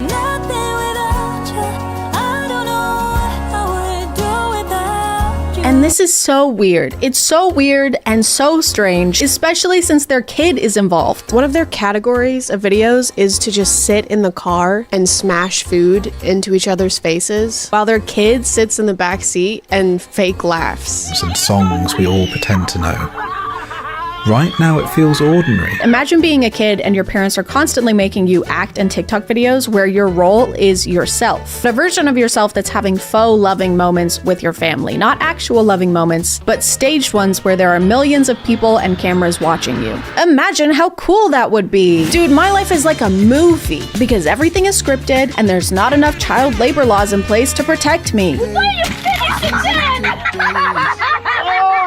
Stacey! Do you think they ever take their son to get ice cream and don't smash it in each other's faces in front of him? He's in the back seat like, guys, can I please just have an ice cream cone? For what? Can I just eat it this time, guys? Please. I also kept getting videos from this account that's promoting skincare products, and her thing is to walk up to strangers and put something on their skin without their consent. No. Oh. No, this is not happening, no. Oh, no, is it? No, you need to back away from me right now. And when they react angrily or tell her to go away, she just won't. I was gonna try my product out on you. No, I'm going to call the police. You're going to have to get away from me. No matter how many times they tell her, no thank you, or we're not interested, she just keeps shoving it in their faces. Oh my gosh. Excuse me. Please get back. I know the saying all PR is good PR, but when it comes to selling products on TikTok, I don't know how beneficial it actually is to just make people think that you're a despicable public nuisance. Banana, she has multiple videos where she does this to a teenage girl and their mom will freak out. We do videos on TikTok. I didn't mean to scare you, but I just wanted to try it and see. No, I'm good. I don't want to buy your Vibe facial system. No, thank you. Are you sure? I harass people and don't respect their boundaries. Oh, I'm sorry. I didn't realize. Yeah, let me get one. Her script usually goes something like, no, it's okay. I'm testing my facial product. I'm actually testing out my facial product. I wanted to try it on her. No, thank you. No, thank you. Bye. No, it's okay. You don't understand. I'm doing something. No, it's okay. Let me do something. I'm doing something. I'm in bed now because my back hurts, and I also started my period. And also, I'm gonna jump off a cliff. She'll also point out people's flaws so she can fix them. I'm sorry, you just have some acne on your face. That is my daughter. She has some acne. I'm sorry. So not only is she pretending to harass people, she's also insulting them. It's like pushy car salesman meets passive-aggressive mom. You want this car? No thanks. Are you sure? It looks like you've gained some weight. What does that have to do with anything? It's energy efficient, unlike you. You look tired. I'm just not wearing makeup. It's got a very spacious cabin, which you're gonna need. Mom. She also goes up to people and sticks this big ass mask on their face. Whoa. Oh my gosh. What are you doing? Oh my gosh. Which has this comically long cord and battery pack attached to it that's just swinging around, hitting everything. Try this. Put it on. Try it. Try it. It's for your face. It's hideous. This thing is called the Age Rewind Miracle Mask, and according to their website, it targets the appearance of fine lines. But if you don't believe it, check out their customer results. Clearly it worked for this real human woman.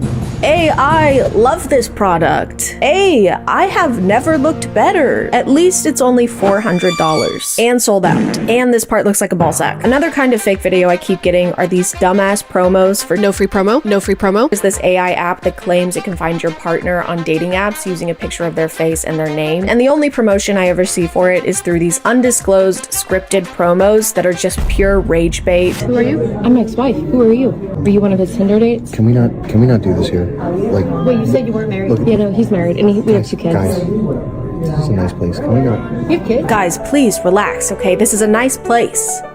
That's why I'm wearing a faded Flash t-shirt and cargo shorts. They'll literally plaster the name and logo of the app all over the video, and somehow the comments are never talking about how it's an ad. This is a beautiful poster of your Tinder that you can go hang up in your new home, and you're gonna find a new place to go, and you're gonna hang this beautiful poster. Look at this beautiful poster. There's so many accounts that make these promos, but I get a lot from these two specifically. I think they're partners in real life, and they catch each other cheating every single day. What is this?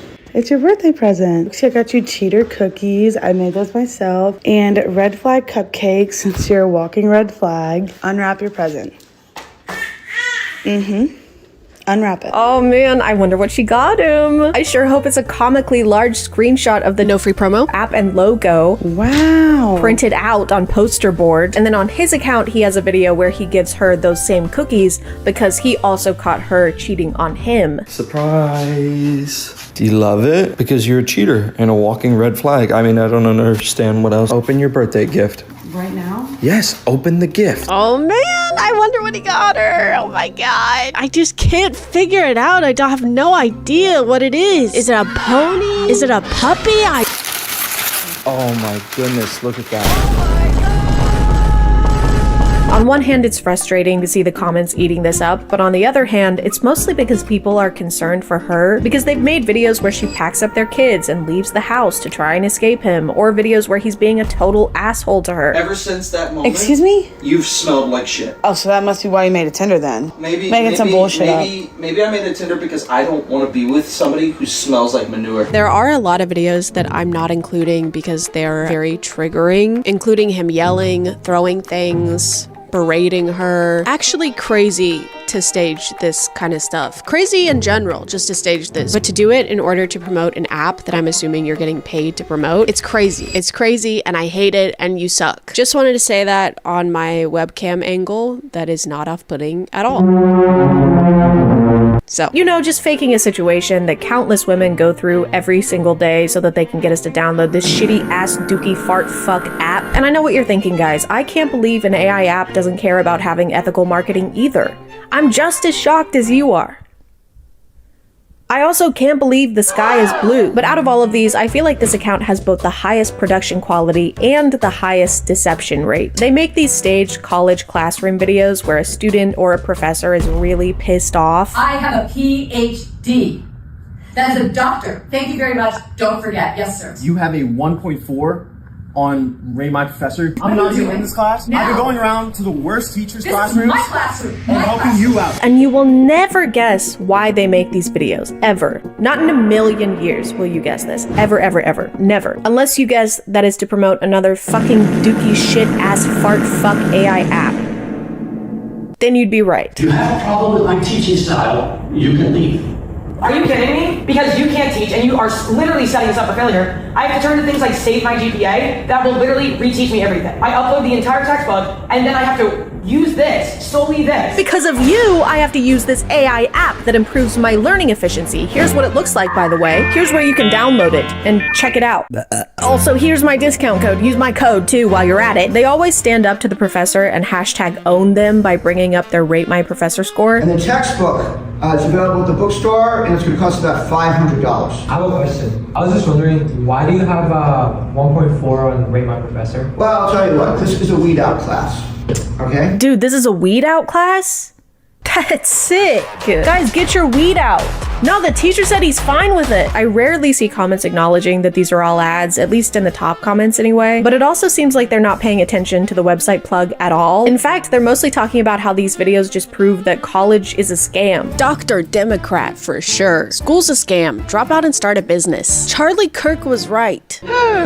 College is a scam. It's pretty funny to make an ad for a learning tool and everyone's response to be, learning is bad actually. Hey, check out this soft recyclable toilet paper. No thanks, I don't believe in all that. Recycling? No. Wiping. After seeing how unchecked most of these videos go, I decided to run a few tests. I wanted to prove how easy it is to fool people online even if you're really bad at it.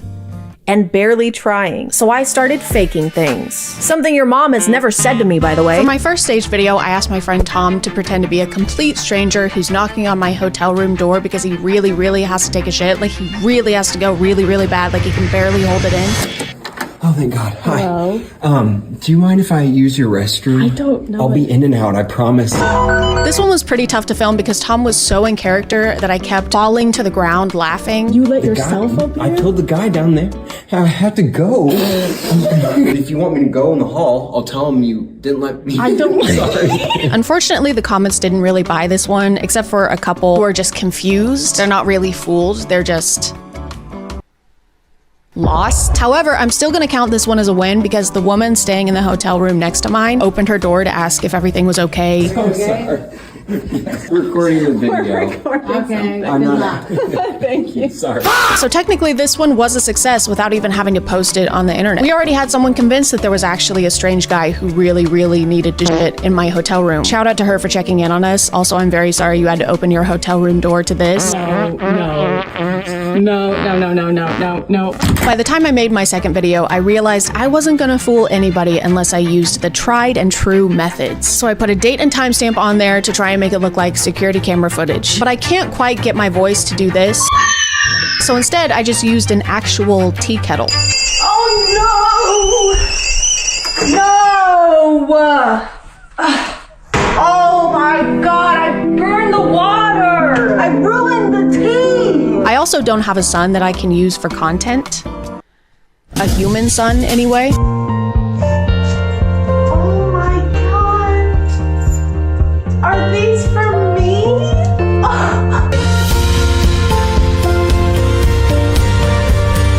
I'm also going to count this one as a success because this person commented, I know it's not the point of the video and I'm not here to chastise, but wireless cameras in your home is a huge security risk. Your videos are saved and available to anyone via a data breach, and that's putting aside that the cameras themselves.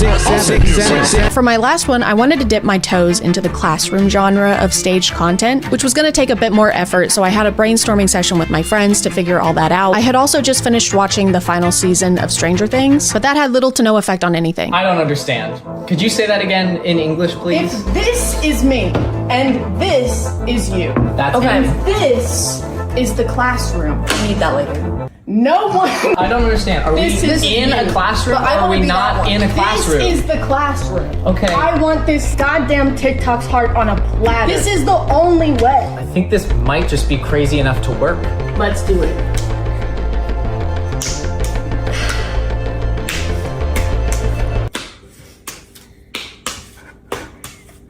When I was editing this one, I tried to use this format that the classroom video accounts will do, where they put the most interesting part of the video at the beginning, and then the actual video starts. Can you put that away? Are you watching a video in my class? It's a ChadChad video. I have a PDH. Do you understand? You're not listening. None of us like you. And it paid off. Everyone believed this was real. Don't check the comments though. Yet another successful experiment. Being on the internet right now, especially with AI and how quickly that's evolving, it's more important than ever to not take everything you see online at face value. It's very important that we all doubt everything. Because if it's this easy to fake a video about your spouse cheating on you or a whole college classroom, imagine how easy it is to fake a video of your morning routine, or how perfectly organized your closet is, or how this serum on TikTok Shop made your skin flawless and perfect. So if something makes you feel bad or angry or inadequate on the internet, it's pretty safe to assume that it was designed to do so. Because the only thing that's 100% real is reality and my teaching qualifications. I'm gonna call it there, guys. Thank you for subscribing, and if you are still here, thank you so much for watching. I appreciate you clicking on my video out of all the videos that are on here, and I'll see you next time. Okay, bye.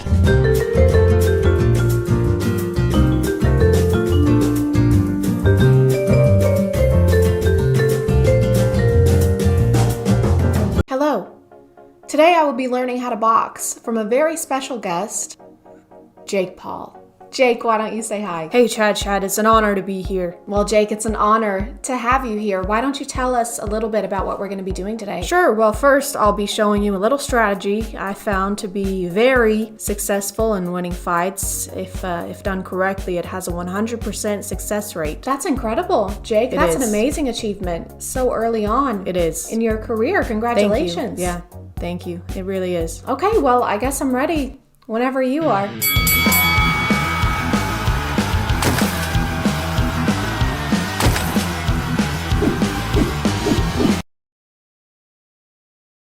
What's this? Just take it. I thought we were gonna fight. We are, just take the money.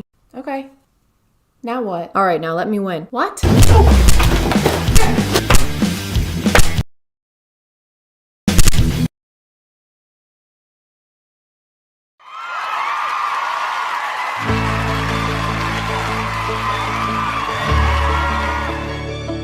Hey guys, and welcome back to A Twinge of Cringe.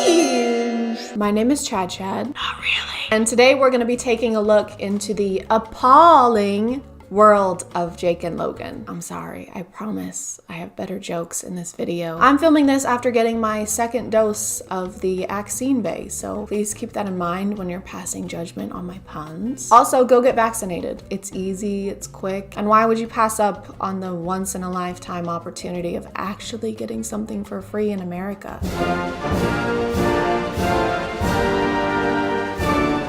I think if you're on the internet, you have at least some knowledge of Logan and Jake, whether it be voluntarily or against your will. If you're like me, it's the latter. Most of what I learn about them is through news articles, because if there was an award for YouTubers most in the news for doing bad things on both a YouTube and real world standard, they would get it. They would get the award for that. Hey, will you take a picture with me? Sure. I'm not kissing you. Like two very problematic grapes departing from their cluster, Jake and Logan came from Vine, and with the YouTube platform just waiting to be Concord, enough! They made their way into internet infamy. Where's all my middle schoolers at? Oh my god, they're self-aware.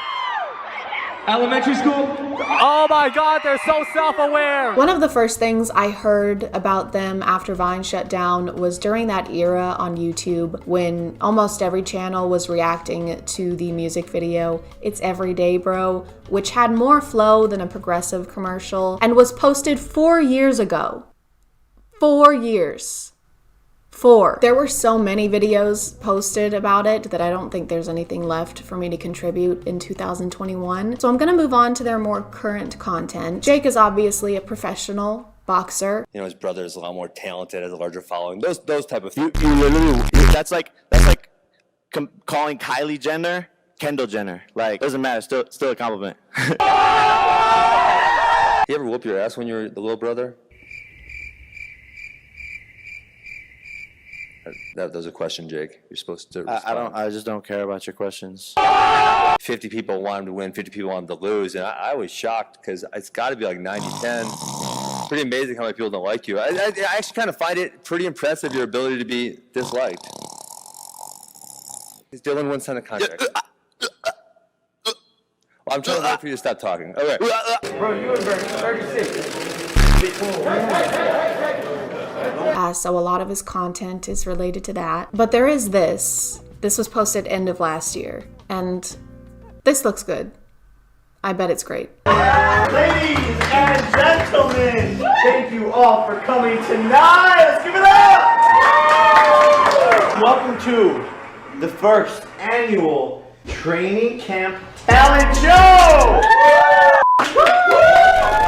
Hi, I'm DK and I reside from Los Angeles, California, and tonight I will be showing you guys some of my great tricks. It is going to be called the Ice Hole Challenge. I'm going to squeeze ice in my hand, and when I open my hand, it will not be there. So you mean like you're gonna hold an ice cube until it melts, and that's your talent? Amaze a woman. We have to retreat. The aliens are too strong. We're losing a lot of people. Don't worry, okay?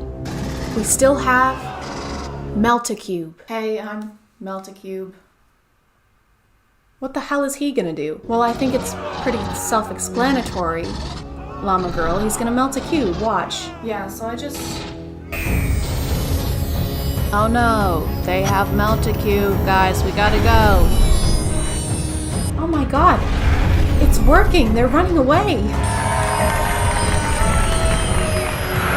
Thank you guys very much. Thank you guys so much. Sit down. The haters will be there. It's on. What are these cuts? Like, I guess they add to the video if you're trying to make it more comical. I would like to place emphasis on the word trying, but after a while they just get obnoxious. I feel like I can't really show the rest of this video just because of the pure amount of ass in it. He takes pictures with an ass to promote his new music video, and then he eats eggs off of an ass. But I can pretty much sum it up for you. Hey guys, today we're gonna be filming a music video. I'm gonna be taking pictures with an ass in my face, and then I'm gonna be doing fight stuff. Be sure to buy my merch, by the way. We have phone cases, sweatshirts, t-shirts. Please, for the love of God, buy my merch. All my videos get demonetized, and I don't know why.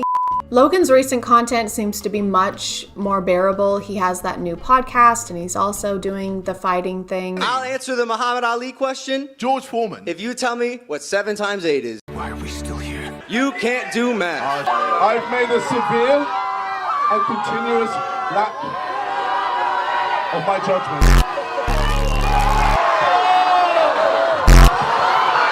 Very low right Your hands are shaking. Nope.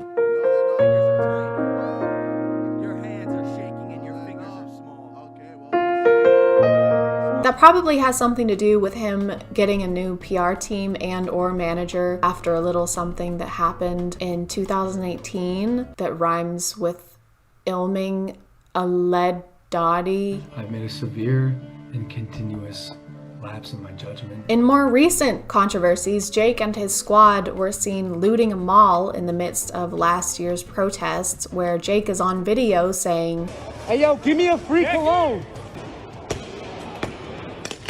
He was charged with criminal trespass, but it got dropped, which in the world of a wealthy white man with a huge social media following probably just means that. But let's talk about the incident that just happened and actually inspired this video.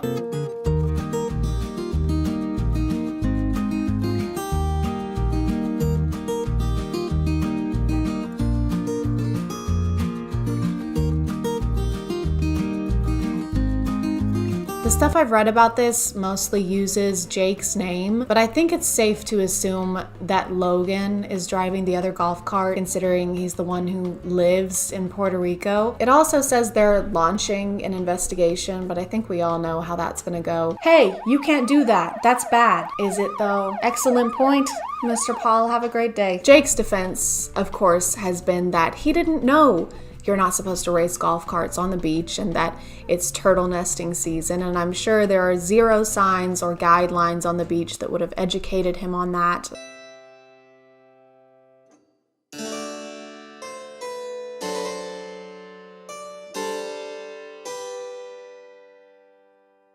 Order in the court. I said order in the court. Jared, on the charge of homicide, how do you plead? I'm not guilty, Your Honor. Jared, there's a video of you committing homicide against Mr. Douglas. Well, yes, but Your Honor, you see, I didn't know that you're not supposed to commit homicide. Be that as it may, Jared, there was a sign next to Mr. Douglas clearly stating not to kill him. Yes, well, I didn't see that sign. Well, why didn't you say so? Case dismissed. I think the Paul brothers are like those boisterous teenage cousins that show up to family events and do the most reckless shit, but are instantly forgiven and never see any consequences from their parents because they're just boys being boys and having fun. But the world is not your parent, and it doesn't have to continue to forgive you over and over again when you do stuff that you should have known not to do. And if you're too clueless to function or to meet societal expectations of decency like you claim to be every time you do something wrong, then maybe you're too clueless to have the audience that you have. I'm gonna call it there, guys. Thank you for subscribing, and if you are still here, thank you so much for watching. I appreciate you clicking on my video out of all the videos that are on here, and I'll see you next time. Okay, bye.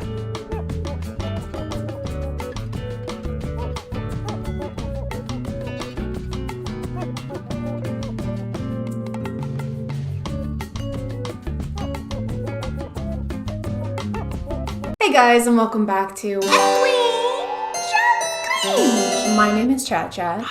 And we need to talk, okay? Come closer, closer, closer, closer.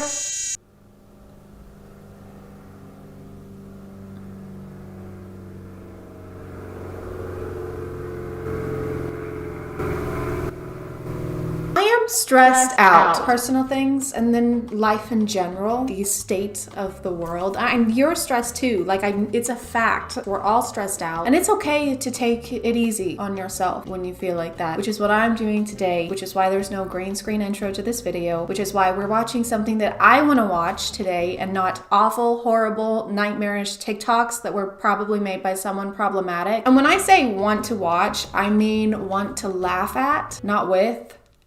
If you have a TikTok account or literally any account, you have seen ads for this movie, okay? It's because they know that no one wants to watch this. Like, we know how it ends. Everyone knows how it ends. Ain't nobody gotta tell you what you gotta do. Jeffrey Bezos thought that he could make us want to watch a movie with James Corden as a mouse. I think he plays a mouse. I hope he doesn't. I can't handle that today. Let's get But he thought if he put enough money into it, it would make us want to watch it. Speaking of putting money into things, this video is sponsored by Current. Current is a mobile app that honestly makes everything about finances so much easier. It's a way for our generation to get a head start on managing our money in a modern way with no hassle or unnecessary stuff. It takes like 2 minutes to set up your account, and then they send you a debit card like this little guy, which you can use to get cashback rewards at your favorite places to shop. They also offer customizable savings pods, which are really cool. You can create a savings account and set the name, amount, and budget to whatever you want to save for, whether it's for rent or your Halloween costume budget, which is coming up. Not quickly enough, but it is coming.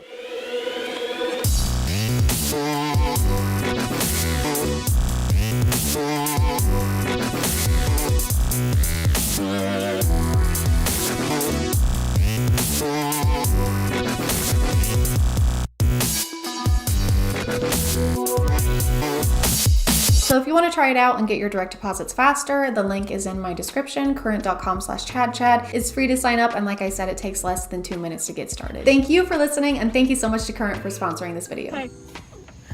Hey, have you seen my movie? No.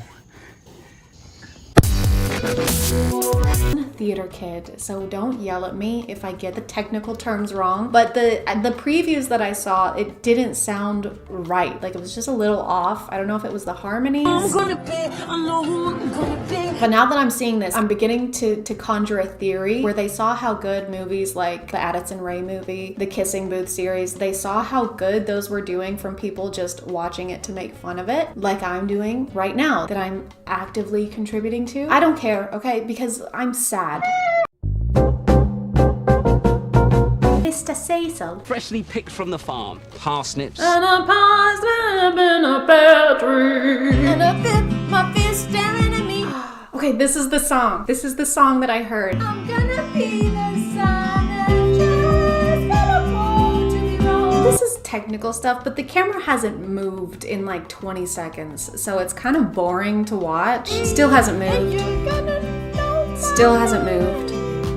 Still hasn't moved. Oh my god. Okay, it finally moved. Holy. It's the changing of the guard. And why does everyone need to be there when it happens? I imagine that would be embarrassing for him. It seems like they're following the Ella Enchanted format a lot more than like the classic Cinderellas. And I am not happy about it, okay? Don't f with Ella Enchanted. There's nothing to be improved upon there. That was a great film. Can anybody? You are not gonna do... You can't do this better than Anne did. Oh yeah. Well, I'm sure life was very hard for you. What is the prince's name? I'm just gonna call him Prince. I'm sure it's rough being born into wealth, and now your daddy wants you to marry another hot and wealthy person. That sounds terrible. I sleep in dirt in a basement. But that sounds awful. I don't like this is anything shocking because happens a lot, but I'm so bored. Can something happen? Can we just, if I wanted to listen to cover songs, I would just watch Pentatonic's videos. Sorry, ma'am. Did she just dab the mannequin in the tit? Was she trying to like high five, but she forgot which end of her arm is which? Hey man, nice job. Thanks, man. Oh! Why would you do? While you're at it, I don't suppose you could like construct me a shop from which I can sell my dresses, you know, just my #1 dream, and also maybe fix my living situation so I'm not verbally berated by my stepmother. No, just glass slippers? Okay, got it. Don't be a cover song, I swear to God. It's another cover song. It's the single funniest line in this entire movie. That one was good, okay? It's not enough to make up for the rest of this movie, but good job. So this is the fountain. Oh. Did they write lines for these people? Or did they just like put them in these costumes and then went, there you go. Actually, you know what? You can describe the set pieces if you want. That's the fountain. That is the cameraman. And over there, that is the writer. That's an empty chair. Yeah, no one wrote this movie. Oh, it's Cinderella. Sorry, my bad. Obviously. Oh my God. Are you gonna play something on the piano just for me? I swear to God, if you sing another cover song, Prince, I will beat the shit out of you. I'm not joking. Don't do it. Don't sing. Art, that's his name. Is that the first time I've heard his name said in this movie? It's the first time I've noticed it. His name is Robert. Good old Robbie, Prince Bob. Prince Bob, don't cry.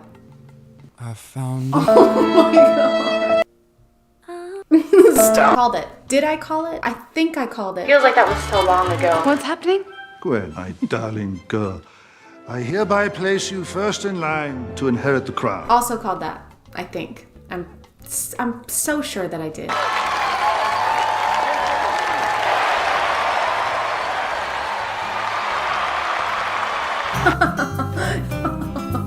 She doesn't know how to wait.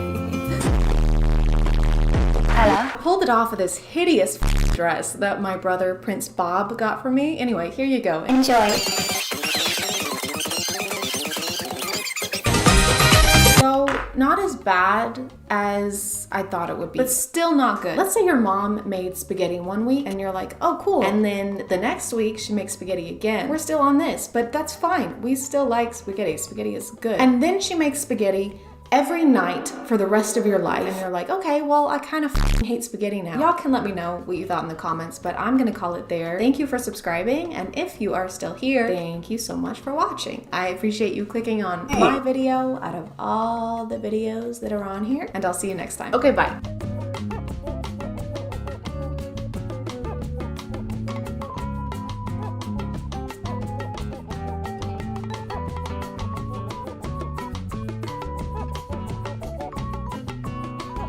Hey guys, my name is ChadChad. Do y'all remember when people lost their minds over the limited launch of Valentine's Day themed Stanley Cups and would do anything to get one, including waiting in line overnight or even starting group-wide fights? Get him! Get him! Stop him! Stop him! That was crazy. Thank God in 2025 we've learned from our mistakes and nothing like that will ever happen again.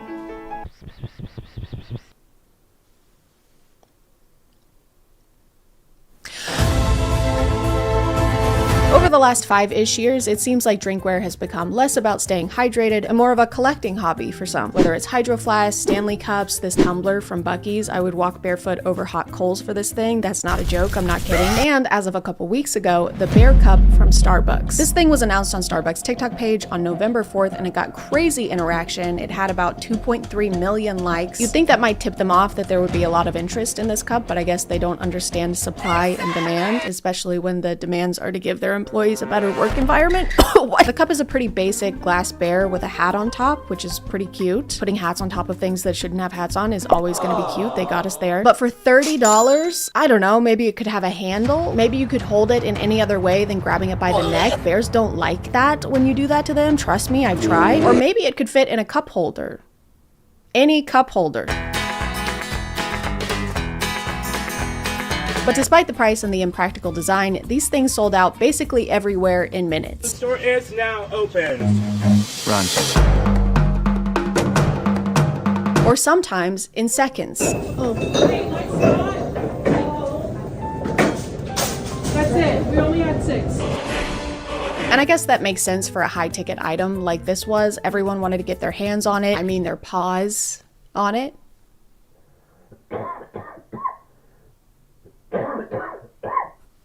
But I don't think that's the only reason they sold out so quickly. I think it probably had to do with Starbucks putting an average of 3 cups in each location. I don't know what the fuck is wrong with you. Have the stupid cup. I hope that makes you feel better. Thank you for hitting me. No matter which store people went to, there were never enough cups to go around. And I know Starbucks isn't technically a store, it's a coffee shop, so it's not like they have tons and tons of shelves that they can stock full of cups. But still, the marketing for this cup got so much interaction that they had to know they were gonna need more than 3 cups per store. By the way, I'm not being hyperbolic when I say that. There were genuinely only a handful, pawful, and that was before people kept dropping them on the ground. Alright folks, now we gotta leave some space so that I can sweep this mess. Please leave a path to get to the register. Don't put that sound effect and be like, ah ha ha, he's stressed out. Bitch, you are stressing him out. Get out of the way. It's insane that they are actually so unaware of their surroundings. They have so much tunnel vision. They're blocking the employees off with their bodies. Speaking of tunnel vision, I've got it for today's sponsor. This video is sponsored by Raycon. Guys, winter is almost here, but I've barely noticed because of how hot Raycon's Black Friday deals are. I'm sweating buckets right now. With Raycon's audio products, you get the same premium quality you get with the big guys, but without paying the big prices. And with their essential open earbuds, you can listen to your music anywhere while staying connected to your surroundings. Their flexible ear hooks can bend to fit any size and are so lightweight you might even forget they're there. I'm wearing them as I write this script and you had no idea.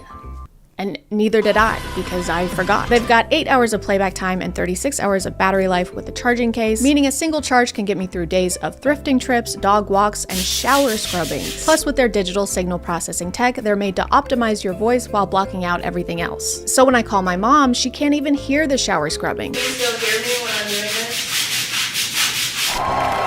If you want to check them out and get up to 30% off during Raycon's Black Friday and Cyber Monday sale, just click the link in the description or go to buyraycon.com/ChadChadOpen. Thank you to Raycon for sponsoring, and let's get back to the video. So far, I haven't found one video where the store had more than a single-digit supply of cups. Hi guys, welcome. Do you have the glass beers? We only have one.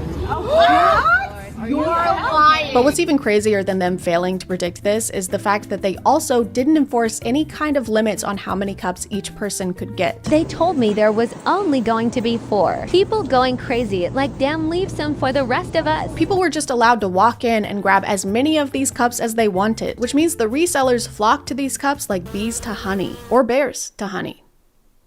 Or flies to honey. Everyone likes honey. And now if I look up Bear Cup Starbucks, the first things I see are people relisting the Bear Cups on Etsy, on eBay. This one is for $300 on Mercari. This one is listed for $2.5 million. So best of luck to them with that. Hope that sells quickly. People were standing in line anywhere from 3 a.m. in the morning to 9 p.m. the night before. Social media videos showed customers camping out in order to get their hands on one. I have no chance. People were so committed to getting this cup that they were even willing to commit crimes. We out here camping. I got the porta potty, toilet paper, wipes, and 2 chairs. Is this a joke? Is this a meme? Are we memeing? Been at Starbucks since 10 p.m. for the Hello Kitty and glass bear drop. I even brought my portable potty. I'm not losing my spot. Why did she phrase it? I even brought my portable potty. Like it's a fun fact. Like that's an additional fun fact. None of this is fun facts. I'm gonna be sitting out here for hours. And I even am gonna be shitting out here for hours. It makes literally no sense to me why you wouldn't have some kind of limit per person on the cups right out the gate, especially based on how past holiday launches have gone. Get him! Get him! History tends to repeat itself.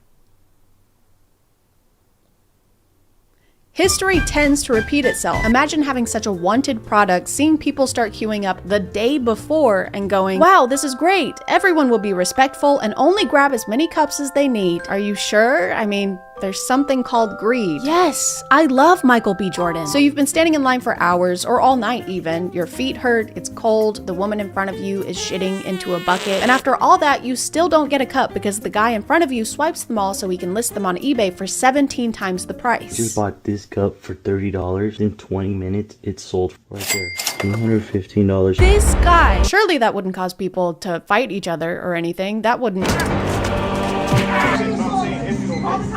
Okay, this is literally the second TikTok I'm watching about this, and the first words are, okay, fine, call the cops on me. I don't care, call the cops on me. But some people didn't even have to go to eBay to turn a profit on this because they started getting offers for the cup right there in line. And I walk in and some girl is checking out with it. So I go up to her and I'm like, can I please buy that off of you? I've been looking for this cup. I will do anything. I have $1,000 in my car cash I can give you. Hang on a second, pause. That is crazy. Why would you spend that much money on something as trivial as a cup just because you want that specific one? That would be like spending thousands of dollars on a piece of cardboard. Oh my God, Bill! No one would ever do that. The worst part of all of this, obviously, is how people were treating the employees, who are, by the way, already going through it. Don't buy Starbucks right now. There's a strike going on for unfair labor practices. I guess they forgot how to treat their employees well. I guess someone should get them a refresher. Turns out when you market a cute cup to people who love cute cups and then don't send enough cute cups to stores, the first people to get blamed are not the executives who made those choices, it's the employees. Employees! Some people immediately decided that the reason for low stock in stores was because the employees were buying all the cups. So, employees ourselves were scheduled to be in the store at 5:30. It's so cool that all three of these people are yelling at this guy at the same time. It's also so cool that we're filming this so we can try and get him in trouble later.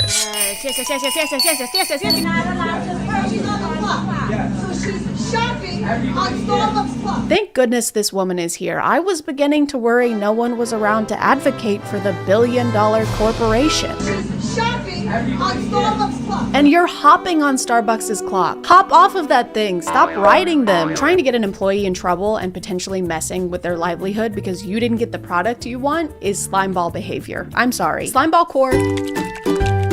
I saw so many TikToks where people were claiming the cups were gone because the employees probably bought them all. The barista mug was never on the shelf. The employees' props bought it, annoyed emoji. Which I think is a pretty unfair conclusion to come to when the employees had nothing to do with how many cups were sent to each store. It was the company that decided to use scarcity marketing for this entire campaign and make people feel like they missed out on this one so that next time they'll be more likely to try and get one. It's not like they sent hundreds of cups to each store and the employees stashed them all away. The employees aren't napping in the back rooms on a big pile of bear cups like Smaug. I feel like a more accurate metaphor for this would be throwing a big juicy steak in front of a group of starving lions. I'm so hungry, by the way. And then turning to the squirrels and being like, okay, don't let them eat any of this steak or you're fired.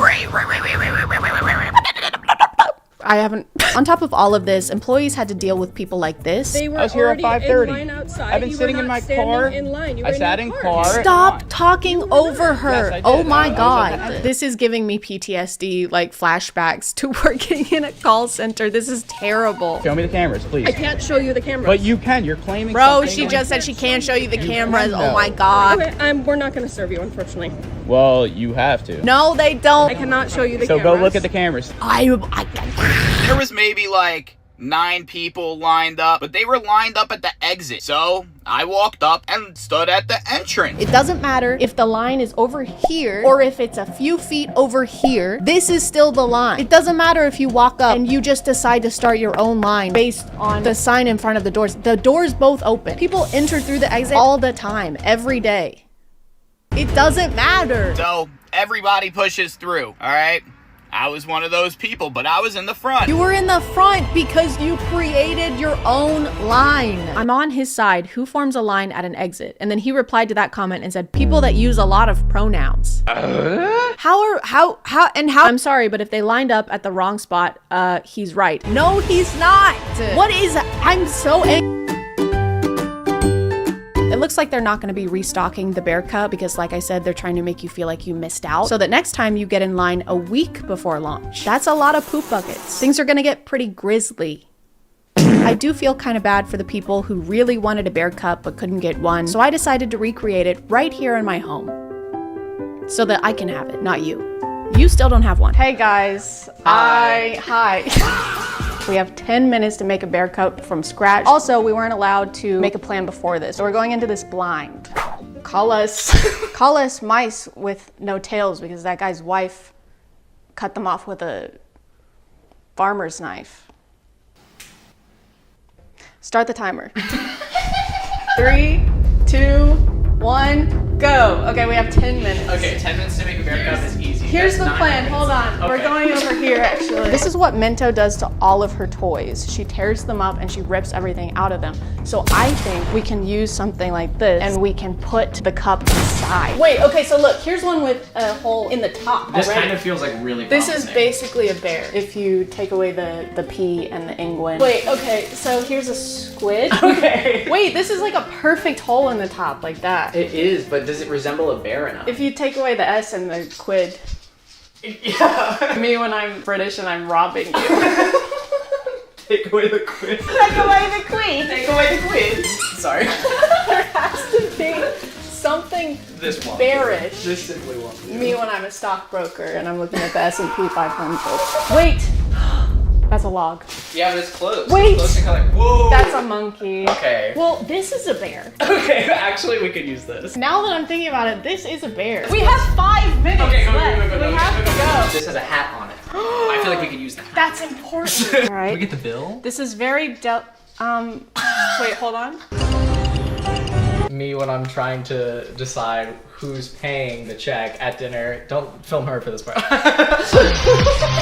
We have 2 minutes and 12 seconds. Okay. There's like a label on the bear cup. We need to put our brand label on the bear cup. Okay, alright, what's our label? Bear CUP. Bear, I'm assuming the letters. Boy is drinking water to show solidarity. Okay. 5 seconds. 4, 3, 2, 1.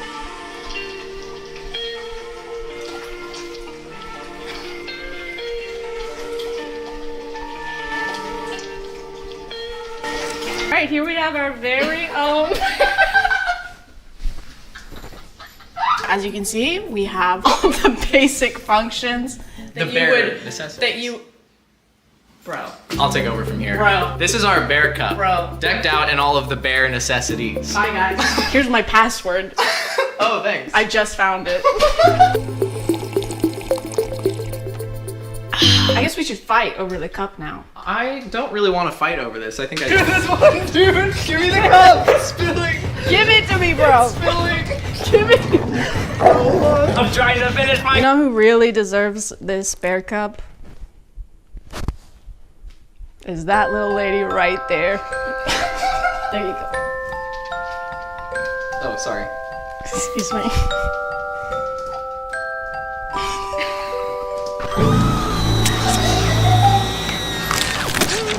I'm gonna call it there, guys. Thank you for subscribing, and if you are still here, thank you so much for watching. I appreciate you clicking on my video out of all the videos that are on here, and I'll see you next time. Okay, bear.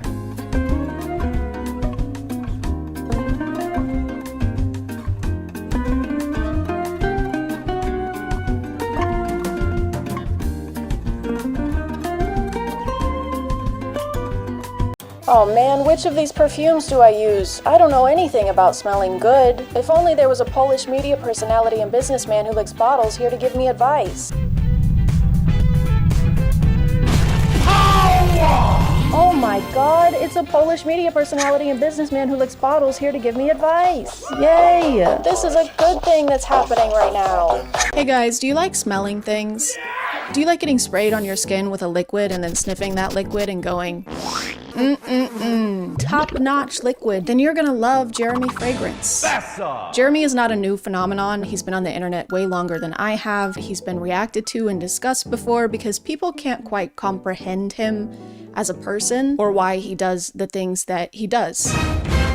Jeremy Fragrance started out on YouTube as a cologne connoisseur, not a colon connoisseur. He doesn't know shit. And in the beginning, he seemed to be actually helpful. He would review colognes and compare them. Sometimes he would poll people in real life to see which one they preferred. He was literally conducting field research for noses. He had this suave, confident aura and was always wearing a freshly pressed suit. And most importantly, he only talked about fragrances. Oat milk is the most similar to mother's milk. It smells so gorgeous. Oh, yeah! Which makes it very convenient that his real and legal name is Jeremy Fragrance. That's such a coincidence. That's like if my name was Flawless Body and Skin and Hair and Personality, because I'm an expert in all of those things. Skip forward a few years to 2024, or don't do it. It's worse here. And recently it's been a little harder to get Jeremy to stay on topic. He does still talk about fragrances every now and then, but not as much as he does things like this.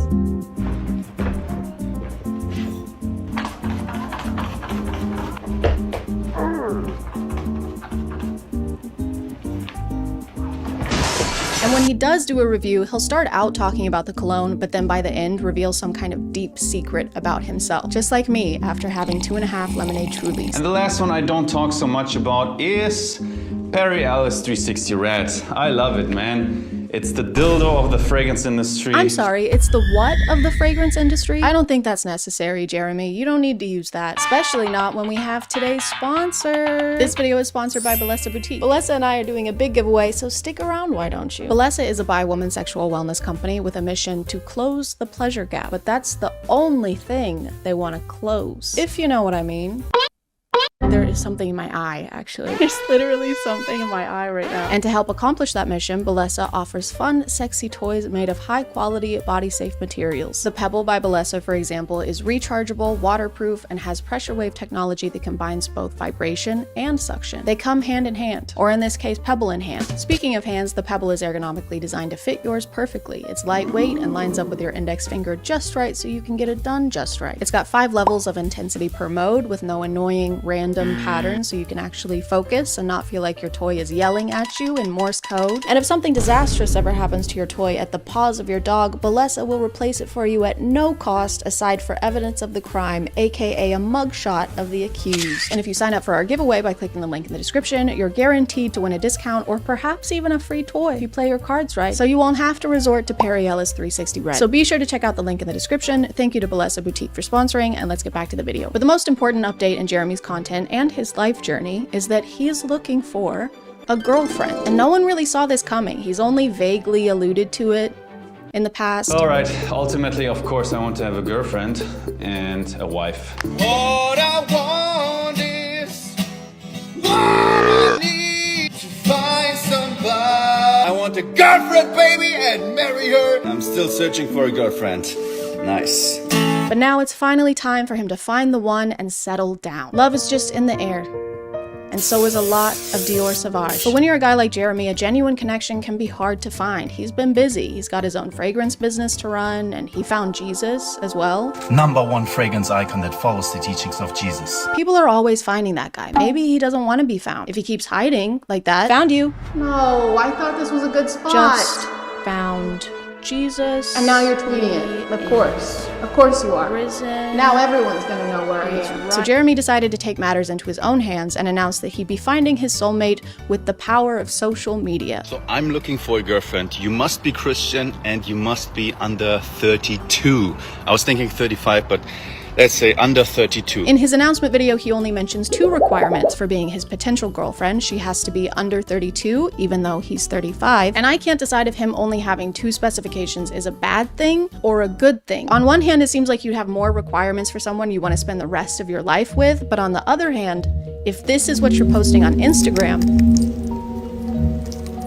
I don't know if you're even allowed to have 2 of them. But as time went on, Jeremy started posting a couple more demands, like for example, that she needs to be 100% committed to him. He is looking for marriage, so that makes sense. And that she needs to be able to give birth to children, which is a weird thing to specify. What else is she gonna give birth to? Congratulations, Mr. Fragrance. The baby's here? Uh-huh. You've got a healthy 1.7 ounces of perfume on your hands. No! I knew this would happen. The lighting is different because I had to block out the sun. It was frying me and cooking me, and I'm sweating, and I had sweat in between my boobs and every part. Based on other people's videos, it looks like Jeremy responds to the women he's interested in and requests additional information from them, like their Snapchat usernames. I can't even express how big of a red flag that is. Nothing says you're ready for marriage and commitment and a family like asking a woman for her snap. Hey, you want to communicate on the one app that makes communication disappear? If it makes you feel any better, there's also a map that shows me your location 24/7. He also seems to routinely ask them to send videos addressing him directly, probably to verify that they are who they said they were in their application. Hi, Sophia. I asked for a video of you. Can you send me a video of you saying something like, "Hi, Jeremy"? And once he has that information, he can move on to the more important questions, like how old are you? And are you a virgin? And is it possible at your age that you're still a virgin, Maria? Is it possible that you are still a virgin? Why are you asking that, Jeremy? So yeah, I want you to be able to have children. I also want you to have 0 knowledge about the thing that creates children. The only way this would be appropriate for him to ask is if he is a virgin in his mid-30s. He just wants to make sure he's using skill-based matchmaking. They've got to be on the same level. 0. Hey, do you know what you're doing? No. Good, because I fucking don't either. The way he phrases the question too somehow makes it even worse. Is it possible that at your age, 30-ish, right, that you have remained pure of soul and body? Kinda weird if you haven't, says me, I'm saying that, me, the guy who engages in sexual activities with cologne bottles.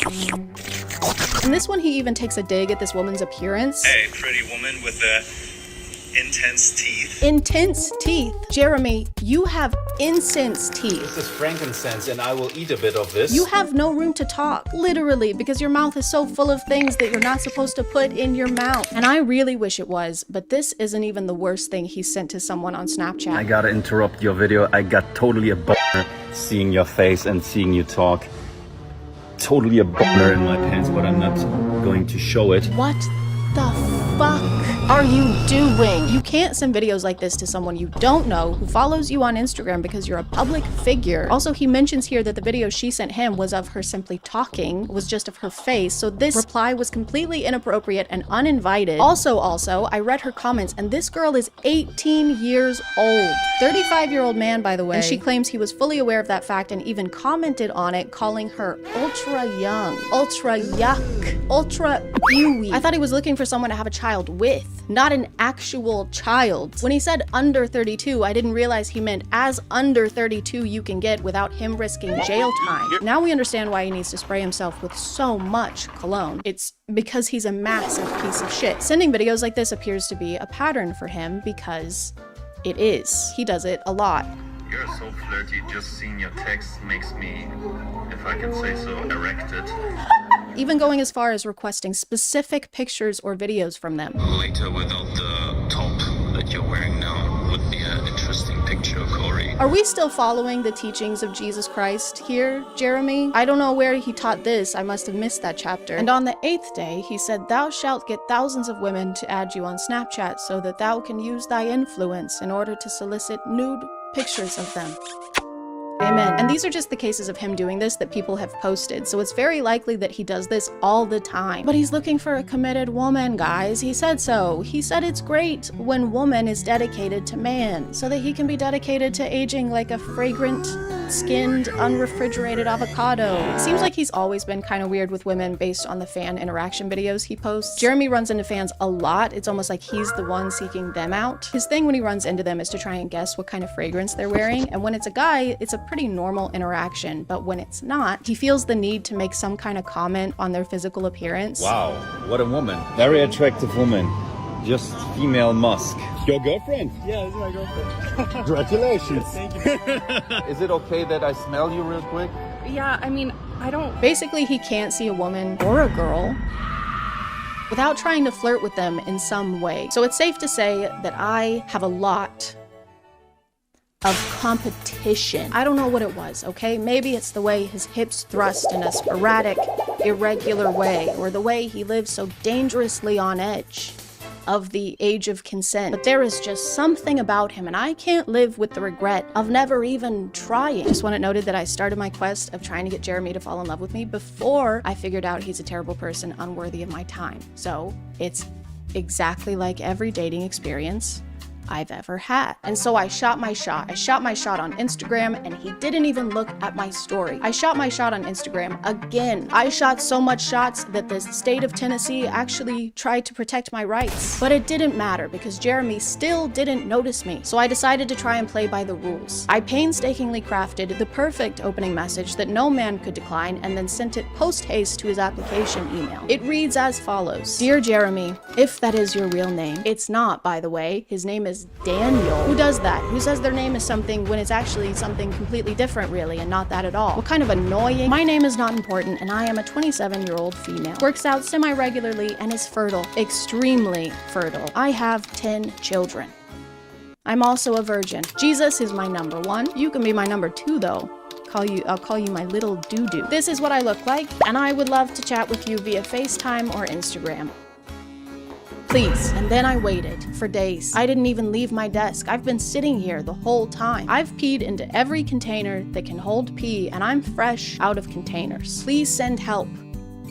Or Tupperware. But even after all my efforts, Jeremy didn't respond. What was I doing wrong? I checked all of his boxes. I even gave him a cute nickname. It's cute. It's adorable. The next morning, to my dismay, I saw this on Jeremy's Instagram. Who is that? That should be me. That should be my hand being awkwardly put on his face. That should be my foot being awkwardly put on his face. I felt defeated and relieved. Heartbroken. Mostly relieved. But I'll never stop trying. I'll never stop imagining the future we could have had. I'll never forget. I'm giving up. I'm not trying to get his attention anymore. Oh, I don't want to date him or talk to him. Trick or treat! It's a trick. All of these have machetes in them.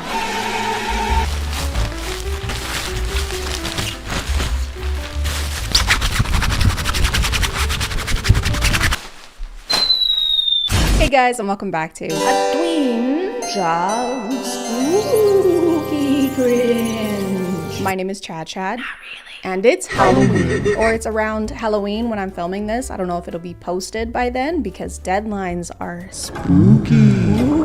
Time constraints. But today we're going to be talking about the spookiest thing of all, aging. That's right, today we're going to talk about how youth is fleeting and how you will never ever be as young as you are in this moment in time ever again. Boo! I'm sorry, have some candy. Have some candy. Take the candy. Don't have candy, it makes you old. This may resound with a few of you, but I have never been as worried about aging as I am until I downloaded TikTok. So add yet another thing to the list of problems we can blame that app for. On TikTok, there are dietitians, estheticians, dermatologists, all telling us if we don't eat 12 pounds of raw kale for breakfast every morning, our small intestine will sue us for negligence. She tried to kale me. And the thing is, we didn't even ask for the advice in most cases. It's not like real life where you have to actually go to the doctor's office and seek an expert's opinion. You're just sitting on the couch with the laundry that you were supposed to fold 2.5 hours ago, and now someone is telling you that if you sleep on your side, you'll get chest wrinkles, and if you sleep on your back, you'll get cheek wrinkles. Ideally, you should sleep straight up and suspended in the air on a nice, comfy meat hook. This kind of content kind of goes hand in hand with the clean girl trend on TikTok.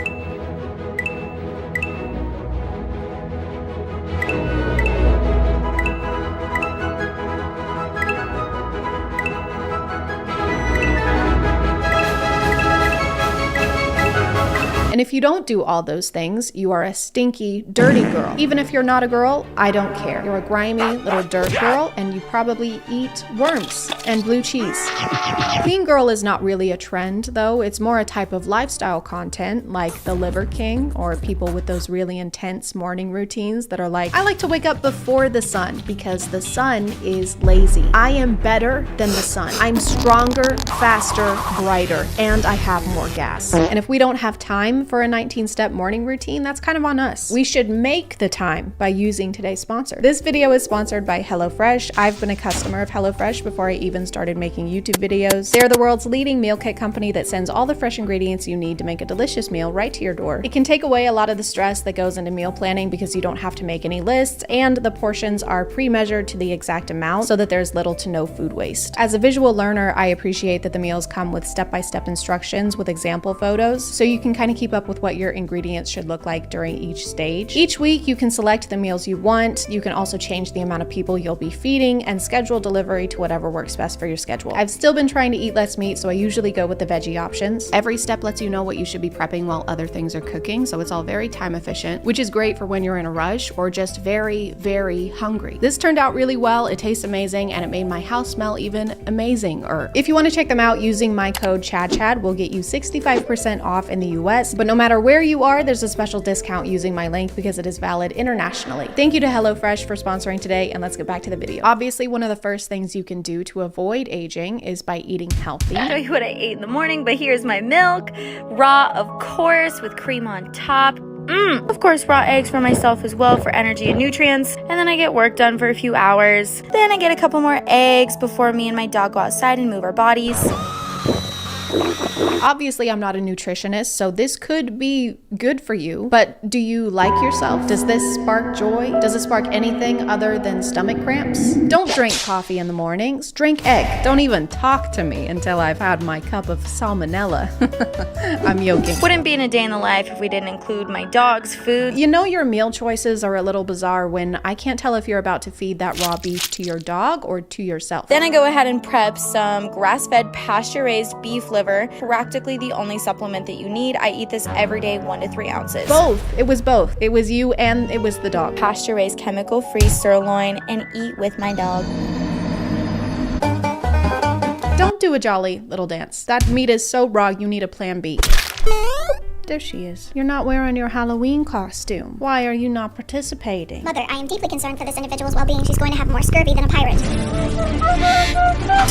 Another technique that you should implement into your anti-aging routine is to stop having human emotion. After years of training my face muscles to stop working so I don't make wrinkles, everyone seems to ask how I can make emotions. You really don't need to use your face muscles to make emotions at all, but I will show you how my face moves at this point. So this is what my eyebrows look like when they're raised.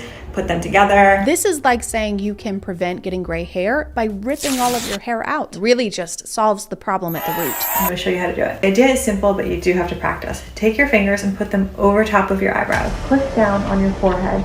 And just next step is to take your 2 fingers over your eyebrows and try and lift them. It might look crazy, but trust me, over time you're going to be able to train these muscles to work without these muscles working at all. You really don't need to use your face muscles to make emotions at all, but I will show you how to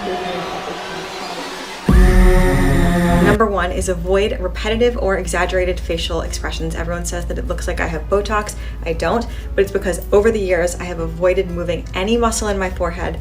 I try and not smile too much with these lines on my eyes unless I'm really happy. I can't help it. So when you see something really funny, you can smile, but not too much.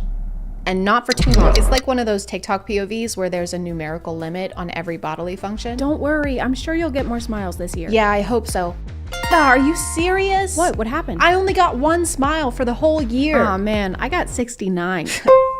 Number 2 is sleep on your back. If you don't, you're creating wrinkles all over your face and you're actually making your bone structure uneven over time. Trust me, you don't want that. Number 3, sunscreen is good, but staying out of the sun is better. SPF is okay, but have you tried never going outside? I was unknowingly doing this tip for all of 2020. I'm pretty sure she just means that you should limit the amount of time you spend in the sun and not that you should never ever go outside, I think. But people don't typically go outside just to be in the sun. There's usually a reason, like you're taking a walk or you're hanging out or playing a game with your friends. And you should do those things without worrying about the potential of getting wrinkles 20 years in advance. That's like worrying about a homework assignment that hasn't even been assigned yet. This is going to be the longest and most important essay I've assigned so far, so do not wait until the night before. I'm looking at you, Seth.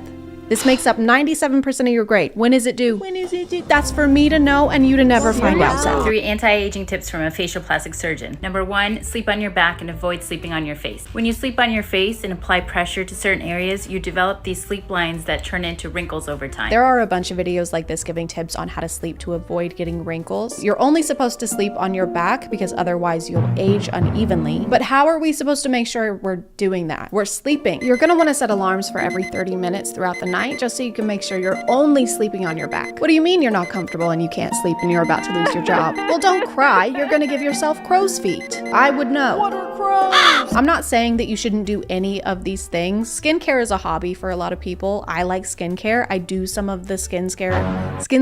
I do some of the skincare things. I even have one of those scary LED masks, probably because someone on TikTok told me to. And it also serves as a low-cost home security system.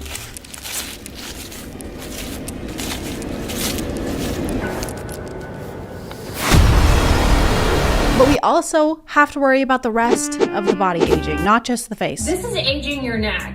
Looking at your phone like this creates a crease here, and combined with UV exposure can cause horizontal necklines, otherwise known as tech neck. So make sure you hold your phone at eye level to avoid unnecessary creasing of the neck. This might be a good posture tip, but I don't think that we're gonna be able to just stop looking down in every situation. Wait, don't move. What is it? There's a rattlesnake right under your foot. Oh my God. Don't move. I'm not. Don't look down. I'm not. I'll get a neckline. Do not move a single muscle. I can't. I trained myself not to use my muscles. Oh shit. He's lunging. Oh my gosh. Oh my God. Oh my God. Oh my God. Is it bad? Holy shit.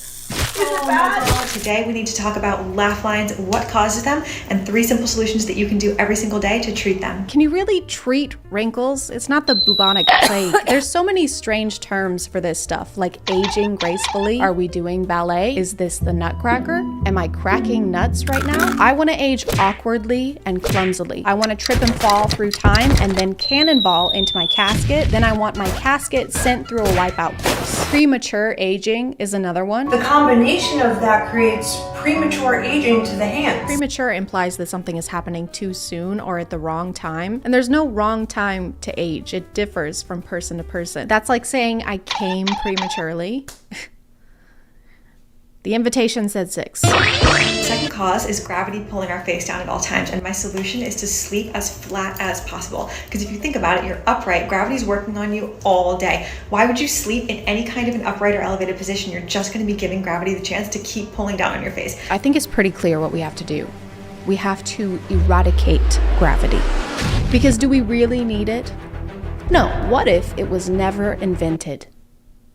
Nothing would change. Thanks, but no thanks, Sir Isaac Putin. Why would you sleep in any kind of an upright or elevated position? You're just going to be giving gravity the chance to keep pulling down on your face. Gravity doesn't go away when you're laying down, though. It's not like the monster that's only going to hurt you if your foot is hanging off the edge of the bed. Peacefully finishing my 10-step beauty routine before bed. I could never do that. We know. People aren't ugly because they don't have time to do a super intense nighttime routine. Not only is it time consuming, it's also very expensive. Some of the clean girl routine videos involve closets, literal closets full of products. For a lot of them, that's their job, so it makes sense for them to be trying out new products. They're like the Olympic athletes of skincare. Oh my god, dude, look at this guy. I mean, he's so bad at swimming. Like, what are you doing? Just get better at swimming. I work in a call center, Michael. Who are you taking calls from? Poverty? This is an anti-wrinkle straw. When you drink out of a normal straw, you purse your lips, which causes lines and wrinkles over time. And we don't tolerate wrinkles at Bear Plastic Surgery. When people call you extra, just look them in their face and say, am I extra or are you basic? Be a blessing. I would rather have wrinkles than dress like I'm about to cross the glowing sea every morning. The amount of prep work that goes into some of these routines is a lot. How do you have time to do anything else when you're trying to hide from the biggest thing in the galaxy? Hey, are you okay? Yeah, I'm okay. Just thinking about the consequences and minute physical effects of this moment 20 plus years in advance. Isn't that making this moment less enjoyable? Yes, but society has taught me that the value of my self-fulfillment pales in comparison to the value of my youth. You want to take a walk? Get some fresh air? Sure, hold on, let me suit up. All of the tips that we've gone over today are kind of a lot to remember, but don't worry, I put them all into a list so that we can keep them in mind 24/7, every day and every night for the rest of our lives. Do not sleep on sides. Do not sleep on pillow. Do not sleep on bed. Do not breathe through mouth. Do not breathe through nose. Do not smile with your eyes. Don't go outside. Do not bend your hands. Do not bend your neck. Don't go outside. Do not turn 30. Do not eat sugar. Do not eat salt. Don't go outside.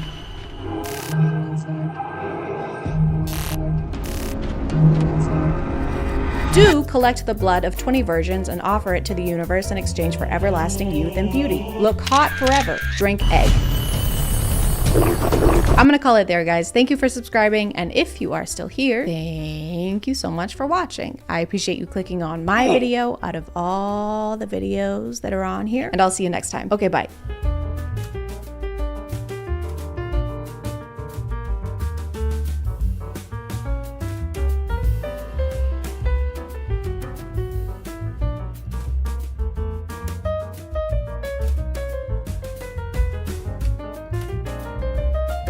Comedy. What is comedy? Why is comedy? Where am I?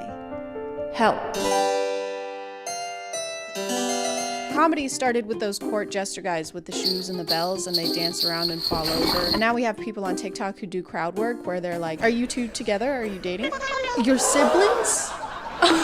What a misunderstanding that I made up. One of those guys is Matt Rife, and if you get stand-up comedy clips on your FYP, you've probably seen him around. He looks like this. He's the one with the eyes. He stumbled into a little bit of controversy recently, and not so recently. Netflix just released a comedy special featuring Matt Rife, and one of the opening jokes he makes is a bit insensitive. The hostess who seats you at the restaurant had a black eye. Couldn't get over the fact that we're like, this is the face of the company? Like, this is, put her in the kitchen or something where nobody has to see her face. Yeah, but I feel like if she could cook, she wouldn't have that black eye. Thank you. Wow.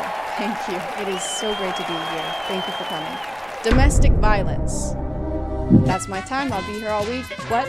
I will not be here all week. I've been asked to leave. Not only is the joke in poor taste, but given the fact that his audience is mostly female and his success on social media is mostly thanks to his female audience, there was some backlash. I watched the first 3 minutes of the Matt Rife comedy special on Netflix and turned it off. So many people have dark humor mixed up. Dark humor is when you make a funny joke about something unfortunate that you have experienced, not other people's experience. A comedian ruining his relationship with a large portion of his fan base because he wanted to be like all the other boring ass Netflix special you can't tell a joke anymore crowd is actually just depressing. And Matt responded to the criticism with a leveled, thought out, heartfelt statement. Just kidding, he posted this. If you've ever been offended by a joke I've told, here's a link to my official apology. And the link is to special needs helmets. Really putting the median and comedian there. Hello? It's 2016 YouTube. They said they want their... Oh. Okay, they're just yelling slurs now. One of his main things is that a lot of people find him attractive, especially Matt Rife. Matt Rife finds Matt Rife very attractive. I mean, people don't want to laugh at like physically attractive people. Like, you don't want to walk on stage and have people looking at your arms rather than listening to your jokes. I think it just makes me work that much harder on the material and the jokes that I'm trying to tell to get people to focus on the real show at hand. He thinks it hinders his comedy in some ways. He has to work harder because he's attractive. It's like a hurdle, how hot he is. Our hearts go out to him and his struggles. May he overcome. It just makes him seem like he'd be the kind of guy to stop and look at his reflection in every car window he passes by. Hey, I think that guy's trying to break into my car. No, I'm just sexy as fuck. Okay, well, no funny business. Oh, I'm already in that business. And since we're talking about businesses, let's talk about this one. This video is sponsored by Simper. Do you smell like poop? Do you smell like ugh? Ugh. Then Scentbird can help you with that. Scentbird is a subscription service that lets you test out designer fragrances every month for just $17. Their fragrances come in these cute portable cases. I use Scentbird all the time because I constantly forget to put smell good things on myself, but their cases are just the perfect size. So now I have one in my bathroom, I have one in my purse, I have one in my car. So no matter how forgetful and stinky my brain is, I will smell good. Scentbird has affordable and flexible subscription plans you can skip or cancel at any time with no hassles. You get to pick which fragrance you want to try every month from over 600 different options. You get perfumes, you get colognes, you get unisex options. This month I got Candy Floral by Prada. It has hints of honey and peonies, and it really does smell like candy that I want to eat, but I won't. And this one is Mystère by Catherine Malandrino, and it smells like cranberries and cedarwood, and these both smell really good, and I can't pick a favorite, so I'm just gonna eat them both. I mean, wear them both. These come in vials with a 30-day supply of your fragrance, so you have plenty of time to test them out and experiment with different ones until you find the perfect one that suits you just right. If you want to check them out, you can click the link in the description and use my coupon code TheChadX2 for 55% off. That's just a little over $7 for your first month. Thank you to Scentbird for sponsoring, and let's get back to the video. Matt's been doing comedy for a pretty long time, but he didn't find a lot of success until he started posting on TikTok. He didn't do anything? Did he not have a job the entire time you guys were together? He did. He did? He worked in the ER also? You broke up with a hero? After this video, his account blew up and he started posting more clips of crowd work. He started building this audience that was there for his funny interactions with crowd members, but also how much they liked his face and stuff. It's not like I made the conscious decision to be born a straight white male. I probably would've. But he's made a couple comments during interviews that sound like he kind of resents the fact that his audience is mostly female. So they bring their boyfriends or husbands who are always reluctant because they fucking probably bought the tickets. Right. They didn't want to be there. And then like 20 minutes into the show, they realize like my comedy is so much more for guys than it is girls. It's so funny. My live shows, to me, I've always gone for the tone of like, I just wanted to feel like a hangout with the boys. My comedy is for boys only. No girls allowed. To get into my shows, you have to bring 2 forms of ID and wash your face like this. A couple different times he's talked about how he doesn't want his content geared towards women and he makes it trying to appeal to guys. One thing that I wanted to tackle in this special was showing people that despite what you think about me online, I don't pander my career to women. I would argue this special is way more for guys. But why do we have to gender comedy? If you can only make jokes that 50% of the population might find funny, doesn't that mean that you're 50% less good at making jokes? And you're making 50% less money too. If I make a type of butter that only tastes good to half the population, all I'm doing is limiting my profit margin. He mentions he doesn't pander to women, but a lot of his clips are of crowd work where he's flirting with them. I seem frustrated. A gift maybe help? Maybe after the show. Thank you so much. What's your name? Christina? You are so hot. Thank you so much. Widowed? Oh, fuck, I'm sorry. How long ago, don't mind me asking? 1 year? Oh, that's so recent. Back on the market or what? His website has a shirtless picture of him on the homepage for the boys, for the guys. And the preview for his Netflix special is him getting arrested for being too hot to be a comedian. Everybody knows they only go into your shows for those traps, those tattoos, and them cheekbones. You know, it sounds like y'all don't know me at all. You know, sometimes the way somebody looks doesn't depict who they are on the inside. You mean part of your success relies on how physically attractive people think you are and not solely on your talent and hard work? That's like messed up. That's really annoying. He also talks a lot about how much he hates social media, which is fine, understandable. Yeah, I reluctantly started posting on TikTok beginning of last year. I've always hated social media. But when social media and women are the main reasons for your success and you like to complain about both of those things so frequently, do you like what you do? It's just strange to resent basically everything that got you to where you are, I think. Oh my God. This is amazing. This is everything I've ever dreamed of.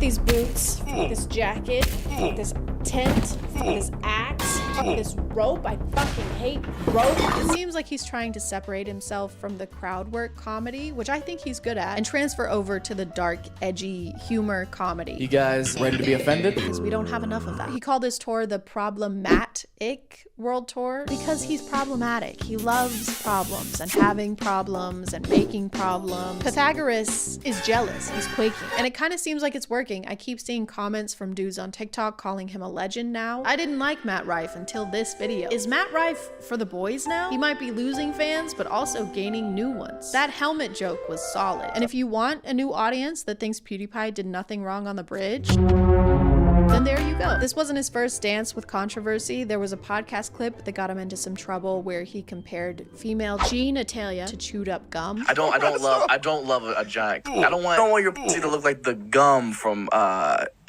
Sausage Party. You know what I mean? He also tried to make fun of Mason Ramsey in 2018. You know, the cute, sweet kid who yodeled in Walmart? He replied to a picture Mason posted on Twitter and tried to make fun of his birthmark. Focus on your forehead. Some gum? Yoda lady, hey, don't bully that child, please. What is it with this guy and gum? Why does he hate gum? Then he tried to backtrack and say he actually wanted to know. Was genuinely curious, LOL. I've got your new single on repeat, little man. No, you didn't. What, you just had a sudden interest in dermatology? Hey, what the fuck's wrong with your face? I have a skin condition. Okay, Jesus, I was just curious.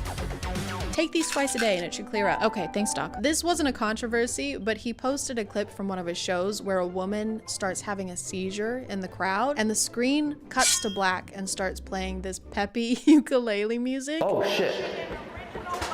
Yo, can we get a paramedic real quick? Paramedic, please? All right.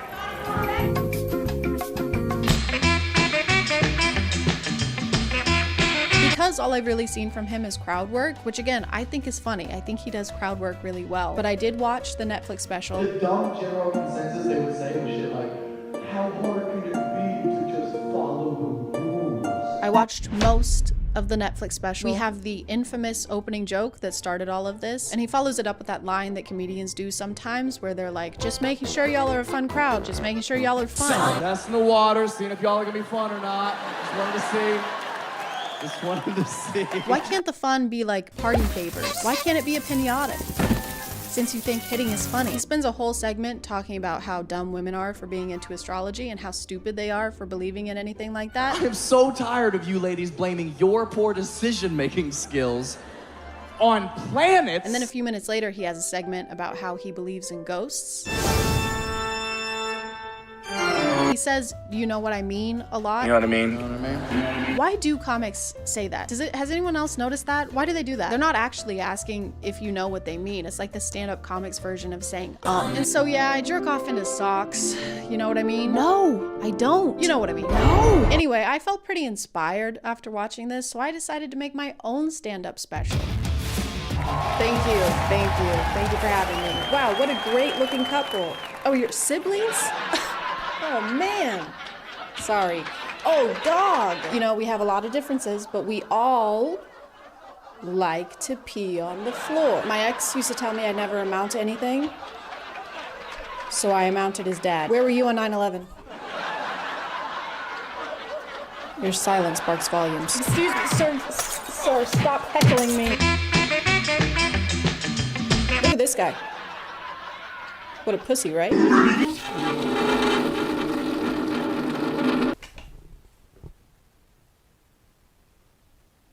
Stand-up comedy. That's my time. Thank you. Stand-up comedy. I'm gonna call it there, guys. Thank you for subscribing, and if you are still here, thank you so much for watching. I appreciate you clicking on my video out of all the videos that are on here, and I'll see you next time. And thank you again to Semper for sponsoring this video. Don't forget to use code TheChadX2 and click the link below for 55% off your first month. Okay, bye.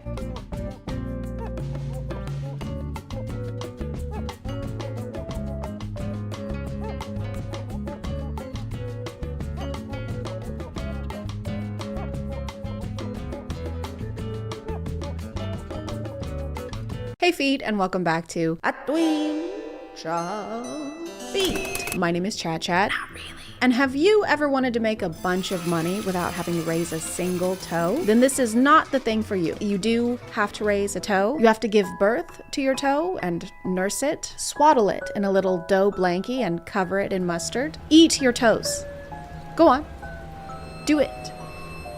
Do it. You won't. There's just something about companies that advertise exclusively on TikTok that make me go, huh, why are they doing that? I wonder. Probably a good reason. I trust them. A good example of this would be Bang, the Bang energy drink company that would sponsor TikTokers and not really care if they disclosed the sponsored aspect of the videos. I've always wondered what would happen if you trapped smoke inside of a box, so I tried it for myself. And it could be a little difficult to tell sometimes because the drink wouldn't be incorporated in an obvious way and would just kind of be sitting in a corner somewhere. Kind of like all the Coke products in Footloose. A terrible movie, by the way. I don't care if it's a classic. The pastor's daughter should have been the main character. She was already dancing before he showed up, and then she researched and wrote the argument that resolved the entire movie's conflict, and he got the credit for it. Kevin Bacon was basically a puppet in high-waisted jeans. Anyway, speaking of loose feet, today we're going to be taking a look at the website known as Feet Finder. YouTube, if you're listening, this is a website made for people to find their feet after they've misplaced them somehow, like in their airport luggage or in an Uber. No one is coming to the feet. The feet are coming to them because they were lost. But now they're found and covered in jizz. Feet Finder is a website where you can exchange photos of your grippers in exchange for legal tender, currency, Benjamin Franklin's. At least that's what their advertising wants you to believe. In reality, you can probably expect to see a lot more George Washingtons or Paul Bunyans. But what do I know? I haven't tried the service. I can't speak on how profitable it actually is, so we'd better consult some experts. So my girlfriend got dummy rich from Feet Finder. We flew to LA because she needed a new car. She looked at a few supercars, then decided the G63 was the move. Then cruised down PC8 and went back to her beach house in Malibu. Setting aside the fact that this is not a car dealership, but a car rental place in LA, and this is more than likely an Airbnb that they're in, it's kind of a weird marketing strategy to take us on a tour and show us all the things that you can afford. They can't afford them, they're all rentals. And act like you can afford them because of this service you're promoting, but you have the money because they gave you the money and not because you made money by using the service. It's just that if Matthew McConaughey couldn't afford a Lincoln, I think it would change the messaging in those ads. They say perfection is not attainable. I guess they never owned a Lincoln. I know I haven't. Have you seen how expensive those things are? Anyway, you should get one, I guess. Lincoln. LinkedIn. Find me on LinkedIn. I need a job. All right. But if you want to find something that's lavish and affordable, you should check out today's sponsor. This video is sponsored by Raycon. Raycon's wireless earbuds, headphones, and speakers offer premium sound, a comfortable fit, and up to 54 hours of battery life. And if you're trying to get a head start on your holiday shopping, Raycons start at half the price of other premium brands and can be a good fit for anyone on your shopping list. If you aren't sure which Raycons to get for which person, they offer a holiday guide on their website to help you find the best fit for whoever you're shopping for, whether they're a gamer or a NASA pilot traveling through space and time to save all of humanity. Or you can knock out your shopping list in one fell swoop by using Raycon's holiday bundles and getting 30% off. The Everyday Duo bundle gets you 2 pairs of the Everyday earbuds, which come with spatial audio and 3 different sound profiles: balanced, pure, and bass. They also come with customizable gel tips that ensure a snug fit while working out, walking the dogs, or falling through a wormhole. If you want to check them out, just click the link in the description or go to buyraycon.com/ChadChad to get 20% off site-wide or 30% off holiday bundles. Thank you to Raycon for sponsoring today, and let's get back to the video. If you already have a mansion, which who doesn't, you can also use Feet Finder to pay off your student loans. So my first paycheck from Feet Finder just came in today, and we're gonna use $100K of it to pay off my roommate's student loans. Oh, what is this? Just student loans, bro. This is the only way you're allowed to pay off someone's student loans. Hey, so you mean a lot to me. Aww. And you've always supported me. Of course. So I wanted to show you some love in return and throw a leather bag at your head as hard as I can. You do that for me? Feet Finder came through, I got you. No way. Oh, from Feet Finder? Yeah. Yo. Yeah. Come downstairs, come outside with us. Okay. What could that have been? Oh, no. Bro! New whip? This is yours? All the money that you gave me? I blew it. Aw, man. Instead of paying off his student loans, he bought a car, van, truck, thing. If the human centipede was made of Jeep Wranglers, that's what he bought. Imagine giving someone $100,000 and then they go out and buy a real life-sized Hot Wheels car. So the plot is a little convoluted, but they do manage to say the name of the website at least 5 times throughout the video. Feet finder, feet finder, feet finder, feet finder. If you make $100 grand using this website, that's incredible. Kudos to you. Kudos to your toes. Kudos. It's just kind of weird how they keep shouting out the website. Like, you don't usually shout out your employer every time you get paid. Just got my first check from the sperm bank. Oh, nice. Yeah, I'm thinking about getting the ugliest car imaginable. Wow, is that a good idea? I mean, yeah, the sperm bank's got me covered. Covered in what? Dude, what? Why are you like coming for me? But I'm not coming for you. I'm not trying. You should be coming for the Rosewood Sperm Bank on 24th Street. Business hours 8 through 5, closed for all of November. Some of the promos have this fun little spin where the person making money from the website is using someone else's pictures. You coconut head, what is this? It's my paycheck for Feet Finder. Oh my god, I cannot believe you are uploading fake pictures on the internet. Mom, it's not mine, it's my brother's, your son's, I take it when he's sleeping. If you don't want to use pictures of your own grippers, that's okay. Just use someone else's without their knowledge or consent, like a crime. Babe, what did you just say? You post my what on where? I just posted your feet pics. Why are you posting my feet pics on places? For money, babe. I don't know if there's any legislature that applies specifically to feet yet, but I'll get us started. Don't do this. Don't wear Crocs without socks. I know, controversial. And don't take your shoes off in public. I don't care how crunchy you are. If I see your toes out in Target, you are the target. I'll fucking kill you. For some reason in these videos, whenever the person whose pictures are being used without their knowledge, they're always okay with it once they find out it's making money. Mom, why is there a check in the post from Feet Finder with your name on it? Don't worry, you baboon face. It's your dad's feet. How much is that? You asking too many questions. Just keep sending me pics. 50-50?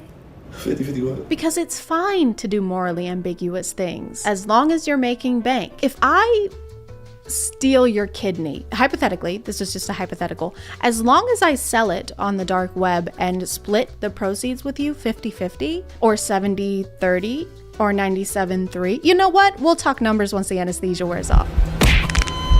The brand has to approve these before they can get paid. So the actual company looked at these and said, good, this is great. We approve of this, it's good, and it aligns with our mission statement. That gets the stamp of approval. Another method in some of the promos is to integrate them into street interviews. They're usually in the ones where the guy goes, how much money do you have in your bank account? $400. And what do you do for a living? Your mom. Awesome, thank you. Oh my God, that's that girl from the last Feet Finder video. Do you remember me? How's work been? Good. Still making that bag. Just paid cash for a new car, so. Damn! What kind? Alfa Romeo Giulia. Is that a Lady Gaga song? Alfa Romeo Giulia. I like to think he has no idea what kind of car that is, but he just has to pretend to be impressed. So what kind of car'd you get? An Ford Romeo Capulet Montague. Nice. What did it cost? Tragedy. Can I go for a ride? Gold digger status? Gold digger status? It sounds less like she's calling him a gold digger and more like she wants a status report. Gold digger, what's your status? At a beauty salon with a baby Louis Vuitton under my underarm, sir. Copy that. This one does at least disclose the sponsors, so kudos for that. Some of the other videos have entire storylines where Feet Finder is like the hero that swoops in to save the day.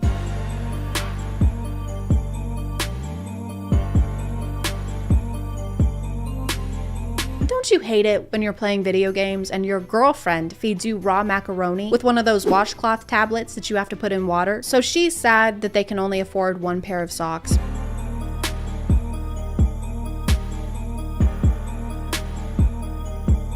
Because he keeps eating all of their socks on top of raw macaroni. When we say macaroni and cheese, the cheese is not supposed to come from between your toes. So he ate all their food, took her socks, and then when he sees her crying, he says, babe, I know what will solve your problems. A side hustle. Dude, you are her problems. She's literally giving you the shirt off her back. If her shirt was socks and her back were feet. There's a few like this though, where the wife or girlfriend is unhappy or they get dumped and then they find Feet Finder and it transforms their life immediately. Yes, I own 2 mansions and a car that has more prefixes than Rosetta Stone, but before I found this company, my life was miserable. My husband would force feed me sweaters on uncooked penne, and they weren't even cashmere. At this point, you might be thinking it's a little bizarre that this company is exclusively advertising to people who would want to post pictures customers and not actually buy them. And it might be because that's who they're making a lot of money from. You have to pay to use the website. You can pay $5 a month for a basic subscription or $15 a month for premium and unlock all of these crazy perks like direct messaging or profile customization, things that are definitely perks and not just things that a website should have already. So these ads are less trying to get customers and more trying to be like the finance influencers that tell you they made all their money trading Forex, but then charge you $500 for a course they filmed in their garage. This is how I made my money. This is how I can afford a new Tesla every year. This is how I moved out of my parents' house. Honey, did you take out the trash? Honey? I don't make any money from making you pay me every month, okay? I give all the proceeds to charity. 3 days ago. Dude, shut the up! Charity, do not speak to your mother that way.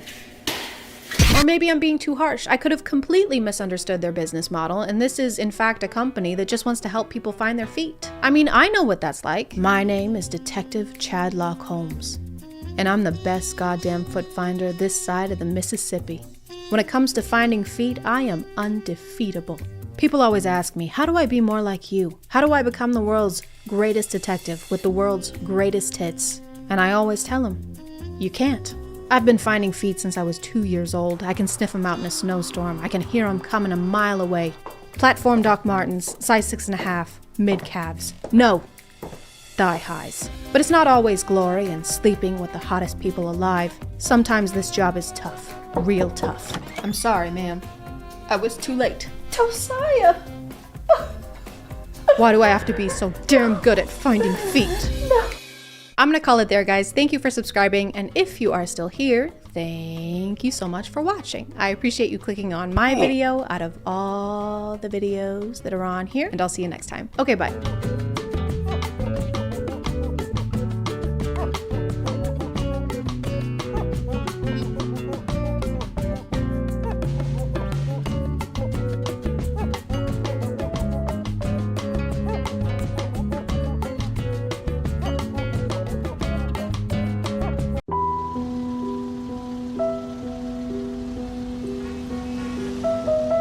Judith, please don't do this. We were meant to be together. You need to accept that this is over, John. I'm sending the papers to your lawyer tomorrow. Hey! Hey, you two! Is that man talking to us? Yeah, No, you! I don't think Yes, so. I am It's talking pretty to you. obvious we're in the middle of something. It would be pretty rude to just come up here. I don't care.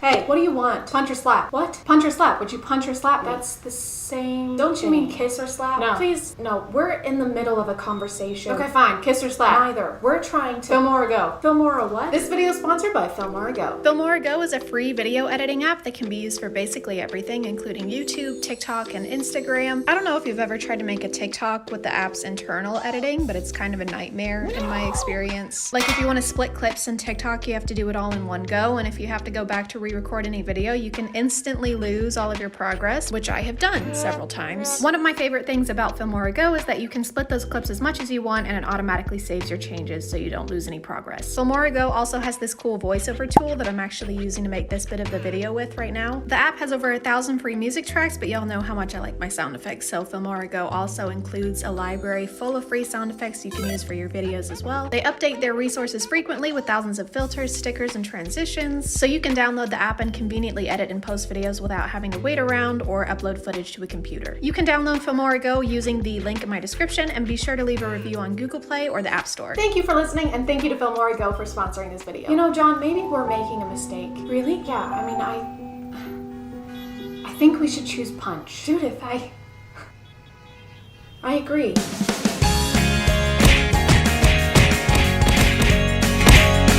Hey guys, and welcome back to My name is ChadChad. Not really. And can we please cancel the internet genre of random street interviews? I'm gonna die. How can you die when you're dead? Goodbye! Actually, I take that back. Street interviews, when done right, can be funny. Billy on the Street, for example, makes me laugh every time I see a clip of it. And I walked out of it. At the end, and I said, this is no good. That has a production team and an actually funny host. When regular dudes, because let's face it, they're almost entirely dudes, grab their iPhone 5 mics and their backpacks of misogyny and try to interview mostly women who are trying to go about their regular days, that's where I begin to take issue. If you've been looking for a TikTok page where someone with the charisma of a newborn calf asks people pointless and often insulting questions, then great. You're gonna love this one. Can I date your friend? Yes. Are you Adele? No. I'm sorry. Oh. You would think with the amount of people doing videos like this and the volume of videos like this that exist, that they would get somewhat less awkward, but no, they don't. She's only into DILF, sorry, mate. Oh, DILF? Yeah, she's only into DILFs. Yeah. Do you have a kid? Not yet, but... I think it's a pretty well-known fact that people are the most awkward when put on the spot like this, so it's your job as the interviewer to lead the convo away from that and not just repeat what they're saying back to them with random exclamations. Yeah, I only like DILFs. Oh, you only like DILFs? Yeah, that's what I said. Oh, snap. So... Oh. Is that the end of the interview, or...? Oh. Do you have a kid? Not yet, but... Not yet? Maybe, I don't know. We can figure it out. Yeah. Might be able to work around it. Oh. I love how it's so awkward that the person in the middle tries to carry the conversation themselves. I appreciate them for that. They tried, like they said, do you have kids? And he just still went nowhere with that. Not yet, but... In fact, I think his entire vocabulary in this whole 40-second clip was, can I date your friend? Can I date your friend? Oh, you only like DILFs? Oh, DILF? Oh. Oh. No. No. Oh. Oh. And no cap. No cap. He didn't even, she asked what no cap meant, and he even repeated that back to her. What is no cap? She doesn't know what cap means. Oh, it means like no cap? Thank you so much. That cleared it right up for us. Mary Poppins, what's supercalifragilisticexpialidocious mean? Well, silly, it means, of course, supercalifragilisticexpialidocious. Right, but I just want to know what it means. Well, I mean, you know what? I can spell it for you. No, that's all right. You don't have to. U-P. No, that's all right. R-C. I just want to know why my father hates me. So make me laugh to prove that girls are funny, and I'll give you guys $100. Why do I have to prove to you that girls are funny? To get $100. But I don't need $100. Oh. The girls aren't funny?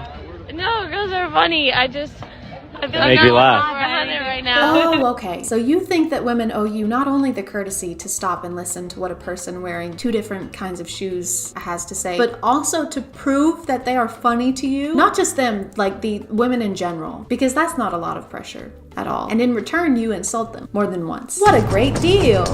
Make me laugh to prove that girls are funny, and I'll give you guys $100. If I'm funny? Make me laugh to prove that girls are funny. It's not like it's just a silly prompt or a fun way to compete for $100, because he does this all the time. And the second they don't respond with some kind of joke, he goes, so I was right, girls aren't funny? I can't think of one off the top of my head. The girls aren't funny? Girls are stupid then? Girls are dumb piles of doo-doo? Girls are doo-doo heads? Girls are mountains. Girls are doo-doo mountains of dumb? Can you guys make me laugh to prove that guys are funny? And I'll give you guys $100. And the very rare times that he does it with guys, he will instantly start laughing before they even say anything. All right, so what do you call a giraffe walking down the beach? What? Homeless. Completely, go ahead, completely. I don't know if this guy's content is intended to be misogynistic, like to get more interaction, or if that's just his natural musk. Either way, these comment sections attract more chauvinists than orange spray tans and blonde toupees do. We be laughing at literally nothing, just everything's funny. Damn, didn't even finish the joke and I was laughing for no reason. Proves guys are funnier than them girls. Am I in hell? Is this hell? I feel like I'm in the 7th layer of Dante's Inferno, but it's just me stuck in a room full of middle school boys who think that babies come from buttholes. A joke coming from a guy just makes the joke more funny. I DKY. Oh yeah, I know what you mean. That's when, that's called prejudice. Would you survive an MW2 lobby? What is that? Is that a game? Oh, just like an MW2 lobby. Yeah. Sure. What? I heard What lobby, is like that? hotel lobby. Oh. Okay, what are the other questions? Oh, yeah. Oh. Yeah. Yeah. God, it's so awkward. They keep saying yeah over and over again, but it's only because he's not good at interviewing people. Like, what else are they supposed to say? Who am I kidding? This is not an interview. He just asks them one question and then just lets them stand there in silence while they try to figure out what the hell is happening. So I've been hearing rumors that someone is dating Taylor Swift now, huh? Yeah. Yeah? Yeah. Yeah. Yeah. Yeah. Yeah. Yeah. Yeah. What? Yeah. Yeah. Yeah. Yeah. Yeah. Yeah. Yeah. Well, yeah. Yeah. Yeah. Yeah. Yeah. Yeah. Yeah. Yes. Yeah. No cap. No cap. Can I date you guys? No. I don't know. Yeah, I'm the only single one. Oh. Yeah, let's go. Okay, perfect. Oh. This is kind of worse than the stuff I usually make videos on, because usually it's TikTokers not interacting with real people in real life. They just make stuff pretending to do stuff in real life. This is worse. TikTokers in the wild, and it's not good. Yeah. Well, I didn't really want to date you. I wanted to date the other ones, but thanks anyway. I don't want to date you either. They were like going to hug him to be nice probably, but he wouldn't move. And then he said he didn't want to date her and insulted her. A good interview. You're driving 80 miles per hour. How long does it take for you to drive 80 miles? 8 minutes. An hour. No. Wait. Yeah. 60 minutes. Yeah. You good with your answer? No. Yeah. Yeah. 80 minutes? No, she was right. Me? Yeah. No. Yeah. Oh. Oh. So have any of these people spoken to a human before? I feel like I'm watching three lamps that suddenly gain sentience try to hold a conversation with each other. How much wood could a woodchuck chuck if a woodchuck could chuck wood? 42? No. Yes? 3. Wood? No. Amy Winehouse? 3? No. You were right. I was right. Wine? Yes. 3? No. 3? No. Wood? Wood? Yes. So make me laugh to prove that girls are funny, and I'll give you guys $100. Yeah. All right. Why'd the chicken cross the road? Oh. Because! No, okay. Okay. No. Oh, yeah, no cap. Fax no printer. Petition to stop pity laughing at jokes, except for mine. Laugh at all my jokes. This is what we're creating. Guys with the personality of a leather ottoman who think they're qualified to be comedic judges. Yeah, no cap. Can you make me laugh to prove that guys are funny, and I'll give you $100? No. I suck. I don't know. So yeah, that was good. I don't know. Actually, Oh, I don't bro, know any you jokes. I don't know. Yeah. So this is what makes me think he's being antagonistic for views. If it's a girl, he'll keep a straight face, but if it's a guy, he'll instantly burst out laughing no matter what they say. I think he's just doing it so that people will either comment agreeing with him or trying to argue just to boost his videos. He also posts so much. I was watching these for hours and just checked the date, and this one is only from July of this year. Or maybe it just felt like hours because these are so repetitive. It's either this $100 challenge or one where he asks them to name 3 athletes for $100 because, you know, women aren't funny and women know no sports. Like, of course people aren't going to be funny when you put them on the spot like this, especially when you're standing there giving them a death glare. I think even the best stand-up comedians would struggle with this just a little bit. Up next we have ChadChad. Everyone please give him a warm round of applause. Thank you. Get up there. There he is. No, wow. Thank you so much for coming out tonight, Chad. I didn't know I was. You're funny. I'm serious. I'm wearing pajamas. Oh, stop it now. I was just getting more rangoons and going back to my apartment. That muscular man pulled me from the street and shoved me out here. You're killing me. He's basically kidnapped. Okay, get on with it. Make jokes. Come on. Okay. I mean, bitches be crazy. Am I right? Hell yeah, they are.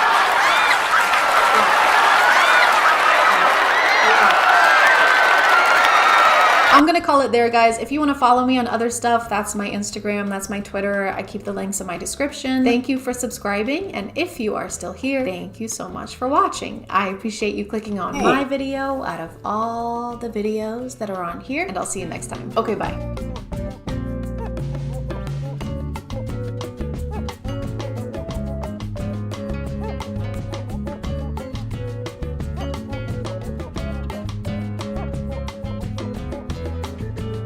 Hey guys, and welcome back to A Twinge of Cringe. My name is ChadChad, not really. And today we are not going to be talking about a TikToker. I know.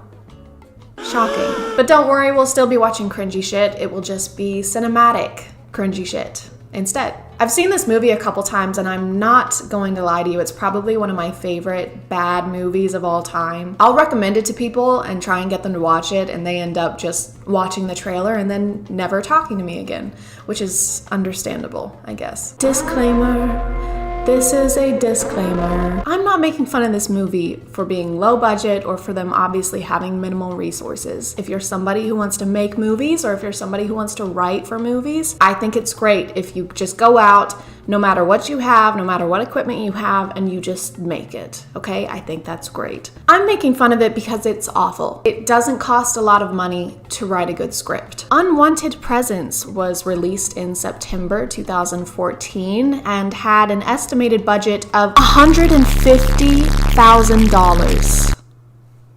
You may not understand now, but if you watch this video through and through, you'll be asking the same question I am right now, which is, where the fuck did that money go? This is a Christian horror movie, which means that they wanted to make a horror movie minus the secularism, minus the gore, and minus the horror. Starting out, they set up the history of this home with a scene of this woman having a really rough time. She gets made fun of by some middle schoolers. Someone dies, but I guess it's not that important that we know who. Then she breaks up with this guy, and then she gets... I have no fucking idea what he just said, so... Mesothelioma. Her friend goes looking for her, and we meet my fate. You know how in horror movies they have the prelude, right? They have a scene that shows like the horrifying thing that happened in this house to make it haunted, or you know, the house that's being featured in a horror movie. Then we skip to the new family and they're happy and they're excited to start their new chapter. This movie takes a little bit of a different approach. And by different approach, I mean they thought for some reason that it would be necessary to show us every legal action and step that is taken between the space of the horrifying event taking place and the new people moving into the house. They show her workplace trying to find her, then her friend going to her house, finding her, calling the police take... The realtor, for some reason, hires a regular cleaning crew, Magnum Cleaning. There's a joke there. I just don't feel like putting two and two together right now. Condoms. Ha ha ha ha ha ha ha. I want to thank you for coming out on such... Hi guys. Hi, how are you? At 15 minutes into the movie, we finally meet our main character. Her name is Lindsay. I don't know her last name, and I am not going to rewatch this movie to find out. Our new boss. No, have you? Yes, and she was very nice to me, and she's gorgeous. Oh my god, no way. And I can't wait to have a professional relationship with her. Then Lindsay wants to have a meet. Some of the lines in this movie are really like if an alien wrote them, but if that alien was somehow simultaneously literal and very vague. Henry, I would like to buy a bagel, and I would like that bagel to be a bagel, and I want that bagel so that I can eat that bagel.